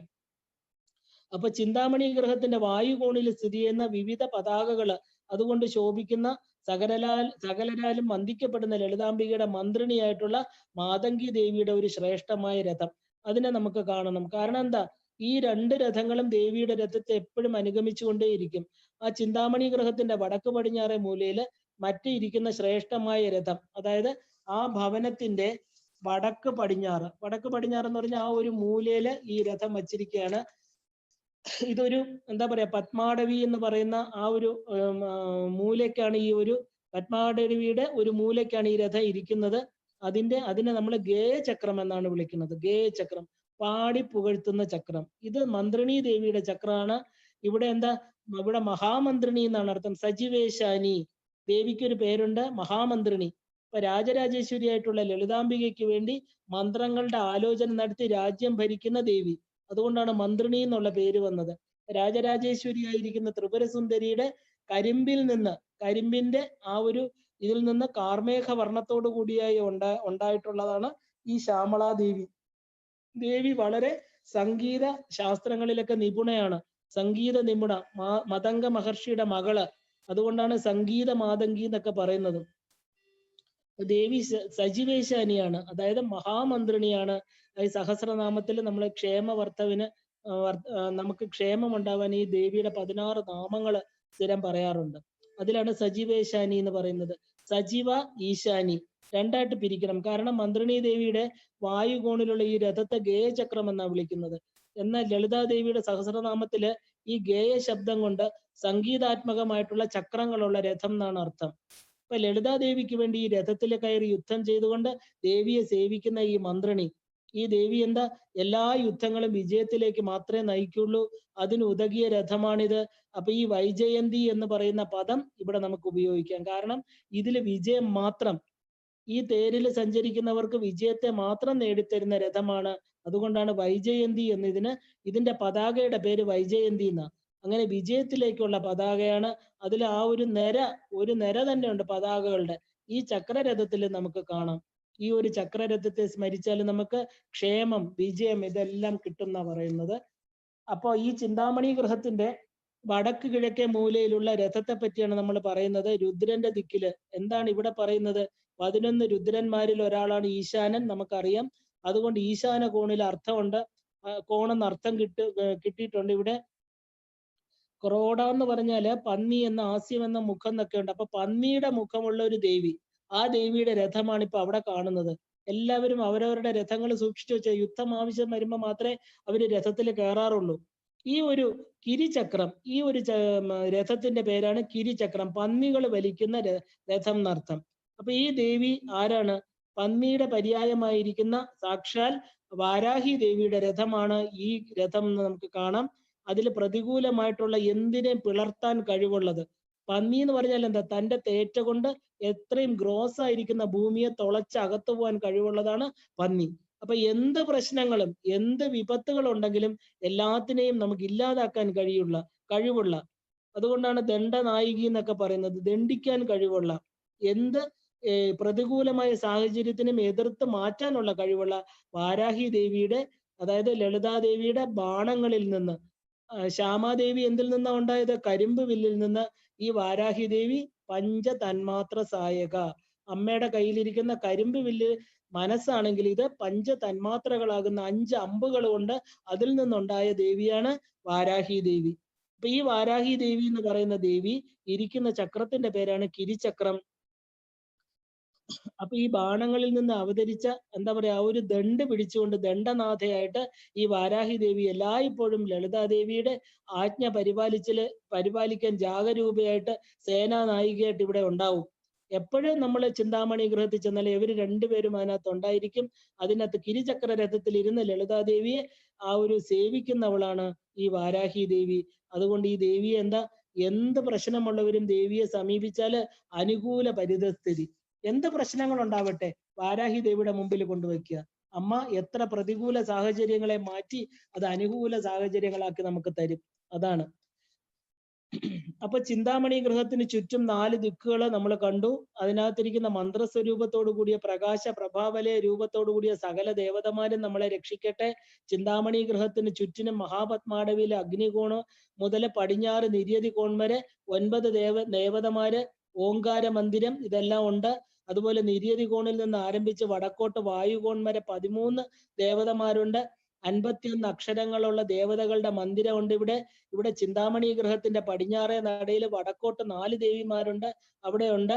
പിന്നെ വായുകോൺ മുതൽ കിഴക്കോട്ട് 4 ദേവതമാരെ നമ്മൾ യഥാക്രമം പറഞ്ഞിട്ടുണ്ട്. ഇപ്പൊ ചിന്താമണി ഗൃഹത്തിന്റെ കിഴക്കോട്ടായിട്ട് ശ്രീപൂർത്തി ദേവി, മഹാപാതുക എന്നുള്ള 2 ദേവിമാര്, അങ്ങനെ ഷഡ് ആമനായങ്ങളില് മറ്റ് ദേവതമാര്, അങ്ങനെ അനേകം ദേവതമാരിരിക്കുന്ന ചിന്താമണി ഗൃഹമാണ് നമ്മൾ കണ്ടുകൊണ്ടിരിക്കുന്നത്. ഇവിടെ ഇപ്രകാരം ഈ ദേവതമാരും ഗ്രഹങ്ങളും അത്യധികം ശോഭിച്ചിങ്ങനെ നിൽക്കുക. ഈ ദേവതമാര് ചിന്താമണി ഗൃഹത്തിന് ചുറ്റും പ്രകാശ വലയ രൂപത്തില് ഇങ്ങനെ നിൽക്കുക, കത്തി കത്തി നിൽക്കുകയാണ്. അത്രയ്ക്ക് പ്രകാശം കൊടുത്തുകൊണ്ട് ഈ വിധമുള്ള ദേവതമാര് നമ്മൾ ചിന്തിച്ചാൽ തന്നെ നമുക്ക് ക്ഷേമം, സ്ഥൈര്യം, അനുഗ്രഹം ഇതെല്ലാം കിട്ടുന്ന പറയുന്നത്. ഇപ്പൊ ചിന്താമണി ഗൃഹത്തിന്റെ കിഴക്കേ വാതിലിന് ഉള്ള വലത്തും ഇടത്തും ആയിട്ട് രത്നനിർമ്മിതമായിട്ടുള്ള ഗൃഹങ്ങളിൽ താമസിക്കുന്നതായിട്ടുള്ള മന്ത്രിണിയായിട്ടുള്ള മാതംഗി ദേവി, സേനാനായികയായിരിക്കുന്ന വാരാഹി ദേവി, 2 പേരെയും, അതാണ് ഉത്തര ദക്ഷിണ ശ്രീചക്ര ബിന്ദു മധ്യസ്ഥാം ഉത്തര ദക്ഷിണയോർ തഥാ ശ്യാമ വാരാഹി സംസേവ്യ. നമ്മള് ഈ എപ്പോഴും ദേവിയെ നമ്മൾ ചിന്തിക്കുമ്പോഴും ഉത്തര ഭാഗത്തും ദക്ഷിണ ഭാഗത്തും ശ്യാമയും വാരാഹിയും ഉണ്ടായിരിക്കണം. അവരില്ലാതെ ദേവിയില്ല. സ്മരേത് ലളിതാംബിക. നമ്മൾ സ്മരിക്കുമ്പോൾ ഇങ്ങനെ നമ്മൾ സ്മരിക്കാവൂ. കാരണം ഈ ഒരു ചിന്താമണി ഗ്രഹം ഇവരില്ലാതെ പൂർത്തീകരിക്കാൻ പറ്റില്ല. അപ്പൊ അങ്ങനെ ചിന്താമണി ഗ്രഹത്തിന്റെ കിഴക്കേ ദിക്കിലുള്ള ദ്വാരത്തില് ഇരുവശത്തുമായിട്ട് 2 ഭവനങ്ങള്, 2ഉം രത്നനിർമ്മിതങ്ങൾ. ഇവർക്ക് 8ാമത്തെ ഫോർട്ടിലും 15ാമത്തെ ഫോർട്ടിലും വേറെ സ്വന്തം വീടുകളുണ്ട്. പക്ഷെ ഇവര് സ്ഥിരതാമസം എവിടെയാ? അവർക്ക് അമ്മയെ പിരിഞ്ഞ് ജീവിക്കാൻ പറ്റില്ല. അതുകൊണ്ട് ഈ ഒരു ചിന്താമണി ഗ്രഹത്തിനകത്ത് അമ്മ 2 രത്നനിർമ്മിതമായിട്ടുള്ള കെട്ടിടങ്ങൾ കൊടുത്തിട്ടുണ്ട്. അവര് വലതുഭാഗത്ത് ലളിതാദേവിയുടെ മന്ത്രിണിയായിട്ടുള്ള മാതംഗി, ദേവിയുടെ ഇടതുഭാഗത്ത് സേനാനായികയായിരിക്കുന്ന വാരാഹി. 2 ഭവനങ്ങളെ ദേവിമാരും സദാ അതിനകത്ത് ഇങ്ങനെ ഇരിക്കുക. അവരുടെ അനുവാദത്തോടെ വേണം നമ്മള് ചിന്താമണി പ്രവേശം ചെയ്യാൻ. ദേവീ ദർശനം, നമുക്ക് ദേവീ ദർശനത്തിനാണ് പോകുന്നത്. അല്ലയോ വാരാഹി ദേവി, അമ്മ ശ്യാമാദേവി ഭഗവതി, ഞങ്ങളെ അനുഗ്രഹിക്കൂ. കാരണം അമ്മയുടെ ചിന്താമണി ഗൃഹത്തിൽ ഞങ്ങൾ പ്രവേശിക്കട്ടെ, അമ്മയെ കാണട്ടെ, ഈ ജീവന് മുക്തി കൊടുക്കൂ എന്ന് പറഞ്ഞ് ഈ 2 ഭഗവതിമാരുടെയും പാദപത്മങ്ങളെ നമസ്കരിച്ചുകൊണ്ട് അവരുടെ അനുവാദത്തോടു കൂടി മാത്രമേ നമുക്ക് മുന്നോട്ടുള്ള പറ്റുള്ളൂ. എല്ലാവരും നമ്മളെ അനുഗ്രഹിക്കട്ടെ, അവരുടെ അനുഗ്രഹം നമുക്കുണ്ടാവട്ടെ. സദാ അവരുടെ മന്ത്രങ്ങൾ ജപിക്കുന്ന നമുക്ക് ആ പുണ്യം അവർ നമുക്ക് തീർച്ചയായിട്ടും അനുഗ്രഹം തരുമെന്നുള്ള ആ ഒരു ചിന്തയോടുകൂടി നമുക്ക് ചിന്താമണി ഗൃഹം സ്ഥിതി ചെയ്യുന്നത് എങ്ങനെയാണെന്ന് നോക്കാം. ചിന്താമണി ഗൃഹം സ്ഥിതി ചെയ്യുന്ന ഭൂമിക്ക് 2 യോജന വിസ്തൃതി, ചിന്താമണി ഗൃഹത്തിന്റെ ഭിത്തിക്ക് 1 ക്രോശം വിസ്തൃതി, ആ ഭവനത്തിന് ശാസ്ത്രമയമായിട്ടുള്ള 4 ദ്വാരങ്ങള്, അങ്ങനെയുള്ള ഭവനം. ആ ഭവനത്തെ ചിന്തിക്കുന്ന എൻ്റെ ചിന്തകളെ ദേവി രക്ഷിക്കട്ടെ. എനിക്ക് ചിന്തിക്കാൻ പോലും പറ്റുന്നില്ല. അമ്മ ഇതെന്താണ്? അമ്മയുടെ ഗൃഹം 4 യോജന വിസ്തൃതി. ആ ഒരു ചിന്താമണി ഗൃഹം സ്ഥിതി ചെയ്യുന്നത് ആ ഭിത്തിയുടെ വിസ്തൃതി 1 ക്രോശം. ഇപ്പൊ ലളിത ഉപാഖ്യാനത്തിൽ പറയുന്നതിനേക്കാളും കൂടുതലാണ് ഇവിടെ പറയുന്നത്. ഇപ്പൊ ചിന്താമണി കല്ലുകൊണ്ട് നിർമ്മിച്ചതായിരിക്കുന്ന ചിന്താമണി കല്ലെന്ന് പറയുന്ന പലക പോലെ ഇരിക്കുക. ചിന്താമണി കല്ല് ചെറുതല്ല. ഇവിടെ ഉണ്ടാക്കിയിരിക്കുന്ന ഒരു ഗ്രഹം, ഒരു വലിയ കൊട്ടാരം ഉണ്ടാക്കണമെങ്കിൽ കുഞ്ഞു കല്ല് വെച്ച് ഉണ്ടാക്കാൻ പറ്റില്ല. പലകകൾ പോലെ ഇരിക്കുക ചിന്താമണി കല്ലുകൾ. അയ്യോ, ഒന്ന് ചിന്തിച്ചു നോക്കൂ. പലകകൾ പോലെ ഉള്ള മേൽക്കൂര ഈ ഭവനത്തിനുണ്ടെന്നാ പറയുന്നത്. മുകളിലും താഴെയും ഇങ്ങനെ വലിയ വലിയ മാർബിൾ കല്ലുകൾ ഇങ്ങനെ ചെത്തി വെച്ചതുപോലെ ചിന്താമണി കല്ലുകൊണ്ട് തറയും ഭിത്തിയും മേൽക്കൂരയും എല്ലാം. അപ്പൊ ഈ എന്താ പറയാ, ഈ ഭവനത്തിന്റെ ഒരു പ്രത്യേകത എന്തെന്ന് വെച്ചാല് ആ ഒരു ആഗമം നിഗമം രണ്ടിലും ഈ ചിന്താമണി ഗൃഹത്തെ കുറിച്ച് പറയുന്നുണ്ട്. ഗുരുപരമ്പരയുടെ ഉപദേശമില്ലാതെ ഈ ചിന്താമണിയെ അറിയാൻ പറ്റില്ല. ഇതില് നിഗമം എന്ന് പറയുന്നത് തന്ത്രശാസ്ത്രമാണ്. അപ്പൊ ചിന്താമണി ഗൃഹത്തില് കയറണമെങ്കിൽ ഈ പറയുന്ന ഗുരുവിന്റെ അനുവാദം, ഗുരുവിന്റെ അനുഗ്രഹം വേണമെന്നാണ്. അപ്പൊ നമ്മുടെ ഗുരുപരമ്പര അനുഗ്രഹിച്ചുകൊണ്ടാണ് ഇതുവരെ വരാൻ പറ്റിയത്. തീർച്ചയായിട്ടും ഗുരുപരമ്പരയുടെ അനുഗ്രഹം നമുക്കുണ്ട്. ഇല്ലെങ്കിൽ ഈ വെള്ളിയാഴ്ച സന്ധ്യയ്ക്ക് ചിന്താമണി ഗൃഹത്തിലെ പൗർണമി തുടങ്ങിക്കഴിഞ്ഞു. അമ്മയുടെ നമ്മുടെ ബുദ്ധി വികാസത്തിനുള്ള ആ ചിന്താമണി യാത്ര നമുക്ക് ചെയ്യാൻ പറ്റില്ല. അപ്പൊ ഇന്ന് വളരെ വിശേഷപ്പെട്ട ദിവസമാണ്. ഇന്ന് ആ അമ്മയുടെ മകൻ തൊഴുത് കഴിഞ്ഞു. ചോറ്റാനിക്കര് സർവാഭരണ വിഭൂഷിതയായിരിക്കുന്ന ദേവിയെ നമ്മളും കാണാൻ പോവാണ്. അതൊക്കെ പരമഭാഗ്യം. എത്രയോ ജന്മത്തിലെ പുണ്യമാണ് നമുക്കിന്ന് ഈ വെള്ളിയാഴ്ച സന്ധ്യ സമയത്ത് പൗർണമി പൗർണമി ഓൾറെഡി തുടങ്ങി. ആ ഒരു എന്താ പറയാ, സൂര്യൻ അസ്തമിച്ച് ആ ഒരു സന്ധ്യാസമയത്തോട് അടുക്കുമ്പോൾ ആ പൗർണമി രൂപത്തിലിരിക്കുന്ന സാക്ഷാൽ 16ാമത്തെ കലയായിട്ടിരിക്കുന്ന രാജരാജേശ്വരിയെ ചിന്താമണി ഗൃഹത്തിൽ ചെന്ന് കാണുക എന്ന് പറഞ്ഞാല് ഈ ജന്മത്തില് ഇനി വേറൊന്നും നമുക്ക് നേടാനില്ല. അത് മഹാഭാഗ്യം. അത് പറയാണ്ടിരിക്കാൻ പറ്റില്ല. ആ ദിവസം നമ്മൾ ആ ഒരു സന്ധ്യ സമയത്ത് ചിന്താമണി ഗൃഹ പ്രവേശം നടത്തുകയാണ്.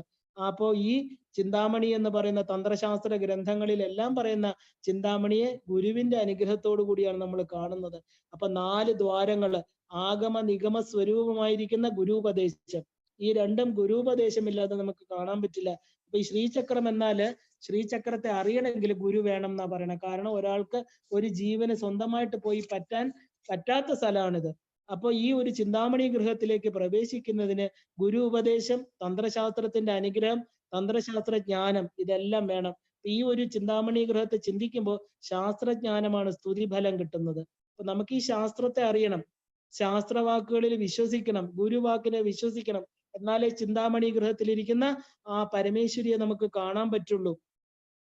അപ്പൊ ചിന്താമണി ഗൃഹത്തിന്റെ ഓരോ പ്രവേശന ദ്വാരത്തിലും ഒരു പുതു തൊണ്ടിപ്പഴത്തിന്റെ ശോഭയാർന്നവരായിരിക്കുന്ന ലൗഹിത്യ സിദ്ധികള്, അതായത് ദിവ്യമായിട്ടുള്ള ദേവിമാരിങ്ങനെ നിൽക്കുക.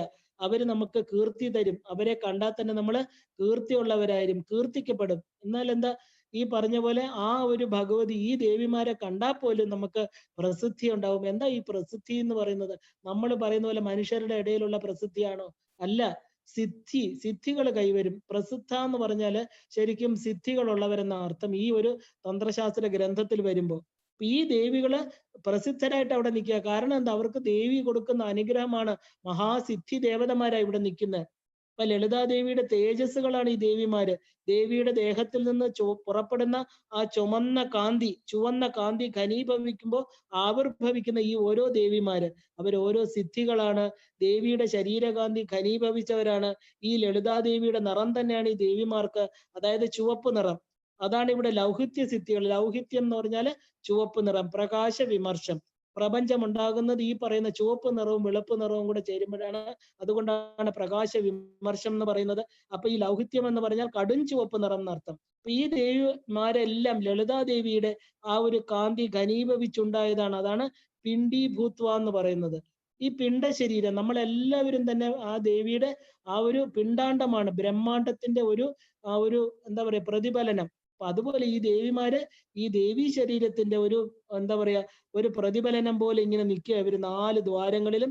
ഇത് ശ്രീചക്രത്തിന്റെ ഭൂപുരത്തിന്റെ ദ്വാരങ്ങളാണ്. ഇപ്പൊ ഉദയസൂര്യനെ പോലെ തേജസ്സും ചന്ദ്രസമാനമായിട്ടുള്ള കുളിർമയുമുള്ള ഒരു പ്രവാഹമാണ് ഇവിടെ.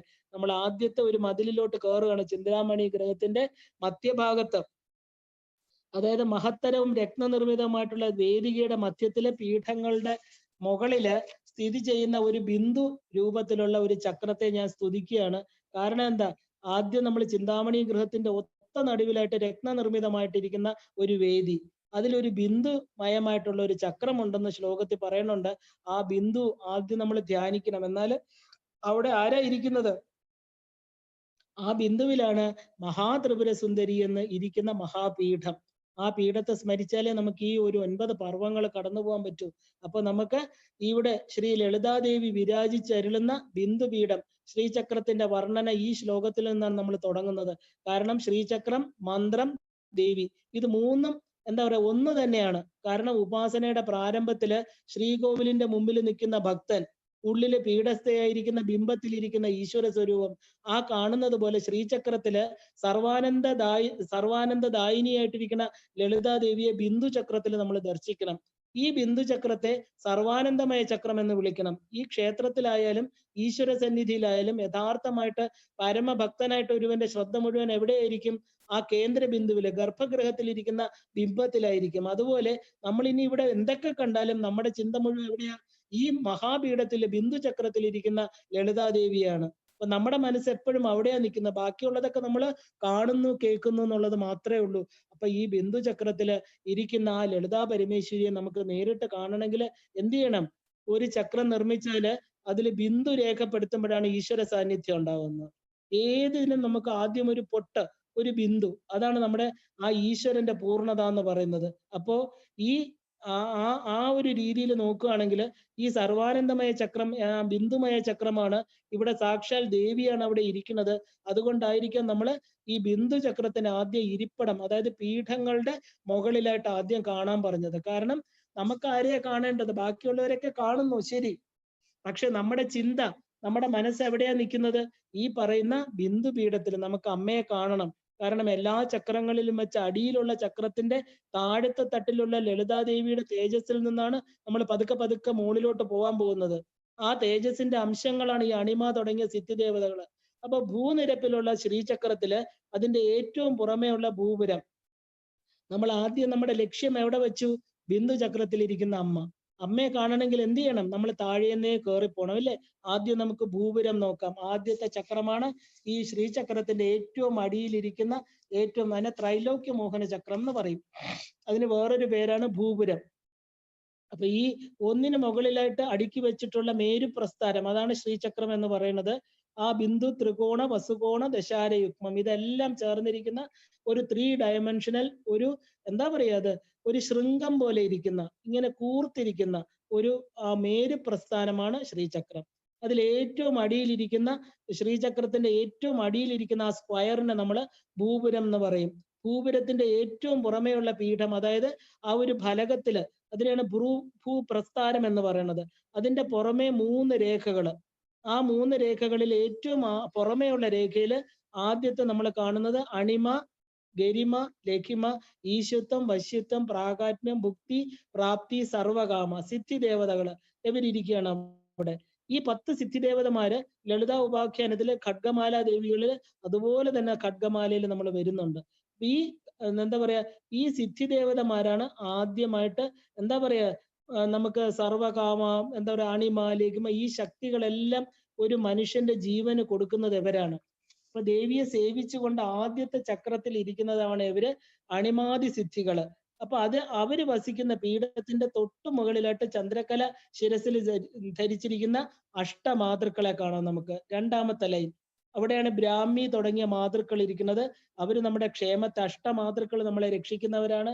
അണിമ തുടങ്ങിയ 10 സിദ്ധിദേവതകൾ ഇരിക്കുന്ന പീഠത്തിന്റെ മേളിൽ ഒരു പീഠം, അവിടെ ബ്രാഹ്മി തുടങ്ങിയിട്ടുള്ള അഷ്ടമാതൃക്കൾ ഇരിക്കുന്നു. ഈ ഭൂപ്രസ്ഥാനമാണ് നമ്മൾ ശ്രീചക്രമായിട്ട് കാണുന്നുണ്ട് രണ്ടാമത്തെ രേഖ. അപ്പൊ ഇവിടെ ഇരിക്കുന്ന ആരൊക്കെയാണ്? ബ്രാഹ്മി, മാഹേശ്വരി, കൗമാരി, വൈഷ്ണവി, വാരാഹി, മാഹേന്ദ്രി, ചാമുണ്ട, മഹാലക്ഷ്മി, അഷ്ടമാതൃക്കള്. അപ്പൊ ലളിതാദേവിയുടെ തന്നെ തേജ അംശഭൂതരായിട്ടുള്ളവരാണ് ഇവര്. സദാ ദേവിയെ സേവിച്ചുകൊണ്ട് ഇവിടെ ഇരിക്കുകയാണ്. ദുർഗാ സപ്തശതിയിൽ 8-ാം അധ്യായത്തില് ശുംഭനിശുംഭന്മാരുടെ സൈന്യവുമായിട്ട് ഇവര് വരുന്നുണ്ട്. ഈ അഷ്ടമാതൃക്കൾ വന്ന് ദേവിയെ സേവിക്കുന്നുണ്ട്. മഹാലക്ഷ്മി ഒഴിച്ച് ബാക്കിയുള്ള 7 മാതൃക്കളുടെ പേരും അവിടെ പറയുന്നുണ്ട്. അപ്പൊ സദാ ദേവിയെ എല്ലാത്തിലും സേവിച്ചുകൊണ്ടിരിക്കുന്നവര് ഇവര്. അപ്പൊ അതുപോലെ നമ്മുടെ കണ്ണുകളെ, കൺപീലികൾ സംരക്ഷിക്കുന്ന പോലെ അഷ്ടമാതൃക്കൾ നമ്മളെ രക്ഷിക്കട്ടെ. കാരണം എന്താ? ഇവരുടെ എല്ലാം സംരക്ഷണത്തോടുകൂടി, അനുഗ്രഹത്തോടുകൂടി മാത്രമേ നമുക്ക് സർവാനന്ദമയ ചക്രമായിരിക്കുന്ന ബിന്ദു പീഠത്തിൽ എത്തിച്ചേരാൻ പറ്റുള്ളൂ. അപ്പൊ ബ്രാഹ്മി തുടങ്ങിയിട്ടുള്ള മാതൃക്കൾ പീഠത്തിന്റെ മുകളിലായിട്ട് ഒരു രത്നപീഠത്തിൽ യൗവനം മൂലം എന്താ പറയാ, യൗവനം കൊണ്ട് വളരെ എന്താ പറയാ, അതിസൗന്ദര്യത്തോടു കൂടിയിരിക്കുന്ന സംക്ഷോഭിണി തുടങ്ങിയ 10 മുദ്രാദേവതകളാണ് അവിടെ ഇരിക്കുന്നത്. ആ മുദ്രാദേവതകൾ എന്ന് പറഞ്ഞാൽ നമ്മുടെ അജ്ഞാനത്തെ നശിപ്പിക്കുന്ന ദേവതമാരാണ് ഈ 10 പേര്. ചിന്താമണി ഗ്രഹം കഴിഞ്ഞിട്ട് 3-ാമത്തെ പീഠം, അവിടെ ആ ഇരിക്കുന്നതിൽ 3-ാമത്തെ വരിയിൽ ഇരിക്കുന്ന അണിമാതി 10 സിദ്ധിദേവതകള്, ബ്രാഹ്മി തുടങ്ങിയ 8 മാതൃക്കള്, 3-ാമത്തത് സംക്ഷോഭിണി, സർവ്വ സംക്ഷോഭിണി തുടങ്ങിയ 10 മുദ്രാദേവതകള്. ഈ ഭൂപ്രസ്ഥാനമായിരിക്കുന്ന ശ്രീചക്രത്തില് ഭൂപുരത്തിന്റെ 3-ാമത്തെ ലൈൻ, ആ രേഖയിലാണ് ഇവർ ഇരിക്കുന്നത്. ഇതിനെ നമ്മൾ എന്താ, ഇവര് ശരിക്കും ശ്രീചക്രത്തെ വർണ്ണിക്കുമ്പോൾ ഇവർ 3-ാമത്തെ പീഠം, ഈ പീഠത്തിലാണ് ഈ 10 ദേവതകൾ ഇരിക്കുന്നത്. ഇത് വളരെ എന്താ പറയാ, 10 മുദ്രാശക്തികളാണ്. ഇവര് നമുക്ക് അനുഗ്രഹം തരുന്നവരാ. കാരണം എന്താ കാര്യം? ഇവര് മുദ്രാദേവതകളാണ്. സർവ സംക്ഷോഭിണി, സർവ വിദ്രാവിണി, സർവ ആകർഷിണി, സർവ വശങ്കരി, സർവ ഉന്മാദിനി, സർവ മഹാങ്കുശ, സർവ ഖേജരി, സർവ ബീജം, സർവയോനി, സർവ ത്രികണ്ഠ. ഇതാണ് ദേവിയെ ദശമുദ്ര സമാരാധ്യ എന്ന് പറയുന്നത്. അമ്മയ്ക്ക് ദശമുദ്ര കാണിക്കുന്നത് വളരെ ഇഷ്ടമാണ്. എന്താ? ഇതിനകത്തിരിക്കുന്ന ഓരോ മുദ്രയും ആദ്യത്തെ പഞ്ചഭൂതങ്ങൾ, ദേവിയുടെ കലകളായതെല്ലാം പഞ്ചഭൂതങ്ങളായിരിക്കുന്ന 5 മുദ്രകൾ, ആദ്യത്തെ 5 പിന്നെ എന്താ, സർവ വിദ്രാവിണി, ഇവരെല്ലാം പഞ്ചഭൂതത്തെ പ്രതിനിധീകരിക്കുന്നു. പിന്നെ ഉള്ളത് സർവ വശങ്കരി, സർവോന്മാദിനി, മഹാങ്കുശ, ഖേജരി. സർവ ബീജമുദ്ര വരുമ്പോഴത്തേക്ക് എന്താ, എല്ലാം സർവ യോനി മുദ്രയാണ്. സർവ ബീജം, സർവ എന്താ പറയാ, സർവ ത്രികണ്ഠ എന്ന് പറയുന്ന ദേവിയുടെ ആവാഹന മുദ്ര. ശരിക്കും പറഞ്ഞാൽ 9 മുദ്രകളാണ് പ്രധാനം. 10ാമത്തെ മുദ്ര നമ്മൾ പറയാറില്ല. അതിനെ മഹാത്രികണ്ഠ എന്ന് പറയും. കാരണം അത് ആവാഹിക്കാൻ മാത്രമേ എടുക്കാറുള്ളൂ. കാരണം ഈ 3 മണ്ഡലങ്ങളെയും ചേർത്ത് ആവാഹന മുദ്രയായിട്ടാണ് ത്രികണ്ഠയെ പറയുന്നത്. അപ്പൊ ഈ 10 മുദ്രാദേവികളെ പൂജിക്കുമ്പോൾ നമ്മൾ ഓരോ ആവരണത്തിന്റെയും ചക്രത്തിന്റെ മുമ്പിൽ ഈ സാധകൻ സന്തോഷത്തോടു കൂടി തന്റെ ഉള്ളിലേക്ക് പ്രവേശിക്കാനുള്ള സമ്മതം ചോദിക്കണം ഇവരോട്. ഇവരുടെ ശക്തി ദേവതകളുടെ അനുഗ്രഹം വേണം. അപ്പൊ മുദം എന്ന് പറഞ്ഞാൽ മുദ്രാശക്തികൾ എന്ന് പറഞ്ഞാൽ എന്താ? മുദത്തെ, സന്തോഷത്തെ തരുന്നവരാണ് ഇവര്. ഇവർക്ക് ഈ മുദ്രാശബ്ദം തന്നെ എന്താ? ദേവിയെ കാണാൻ പോകുന്ന സാധകരെ അനുഗ്രഹിക്കുക ഇവർ ചെയ്യുന്നത്. അപ്പൊ ഇവരുടെ അനുഗ്രഹത്തോടു കൂടി ഈ 9 ദേവതമാര്, അതായത് ഈ ശ്രീചക്രത്തിലെ ത്രൈലോക്യ മോഹന ചക്രം, സർവാശ പരിപൂരക ചക്രം, സർവ സംക്ഷോഭണ ചക്രം, സർവ സൗഭാഗ്യ ചക്രം, സർവാർത്ഥ സാധക ചക്രം, സർവ രക്ഷാകര ചക്രം, സർവ രോഗഹര ചക്രം, സർവസിദ്ധിപ്രദ ചക്രം, സർവാനന്ദമയ ചക്രം എന്നിവയുടെ 10ാമത്തെ ആ ഒരു മുദ്രയാണ് സർവത്രികണ്ഠ. ഈ 9 ചക്രത്തിനെയും അതിക്രമിച്ചു നിൽക്കുന്ന മുദ്രയാണ്, മുദ്രാദേവതയാണ് സർവത്രികണ്ഠ. അപ്പൊ ഈ ശ്രീചക്രത്തെ മുഴുവനായിട്ടുള്ള മുദ്രാദേവതകൾ എന്ന് പറയുന്നത് അണിമാദികള്, ബ്രാഹ്മ്യാദികള്, സർവ സംക്ഷോഭണാദ്യ മുദ്രാദേവികൾ എന്ന് പറയും. അങ്ങനെ ഈ 3 പീഠങ്ങൾ നമ്മൾ പറഞ്ഞു കഴിഞ്ഞു. ആദ്യത്തെ നമ്മളെ ത്രൈലോക്യ മോഹന ചക്രം എന്ന് പറയുന്ന സ്ക്വയർ കഴിഞ്ഞിരിക്കുക. ഇന്ന് നമുക്കിവിടെ നിർത്താം. എല്ലാവർക്കും ശ്രീമാത്രേ നമഃ.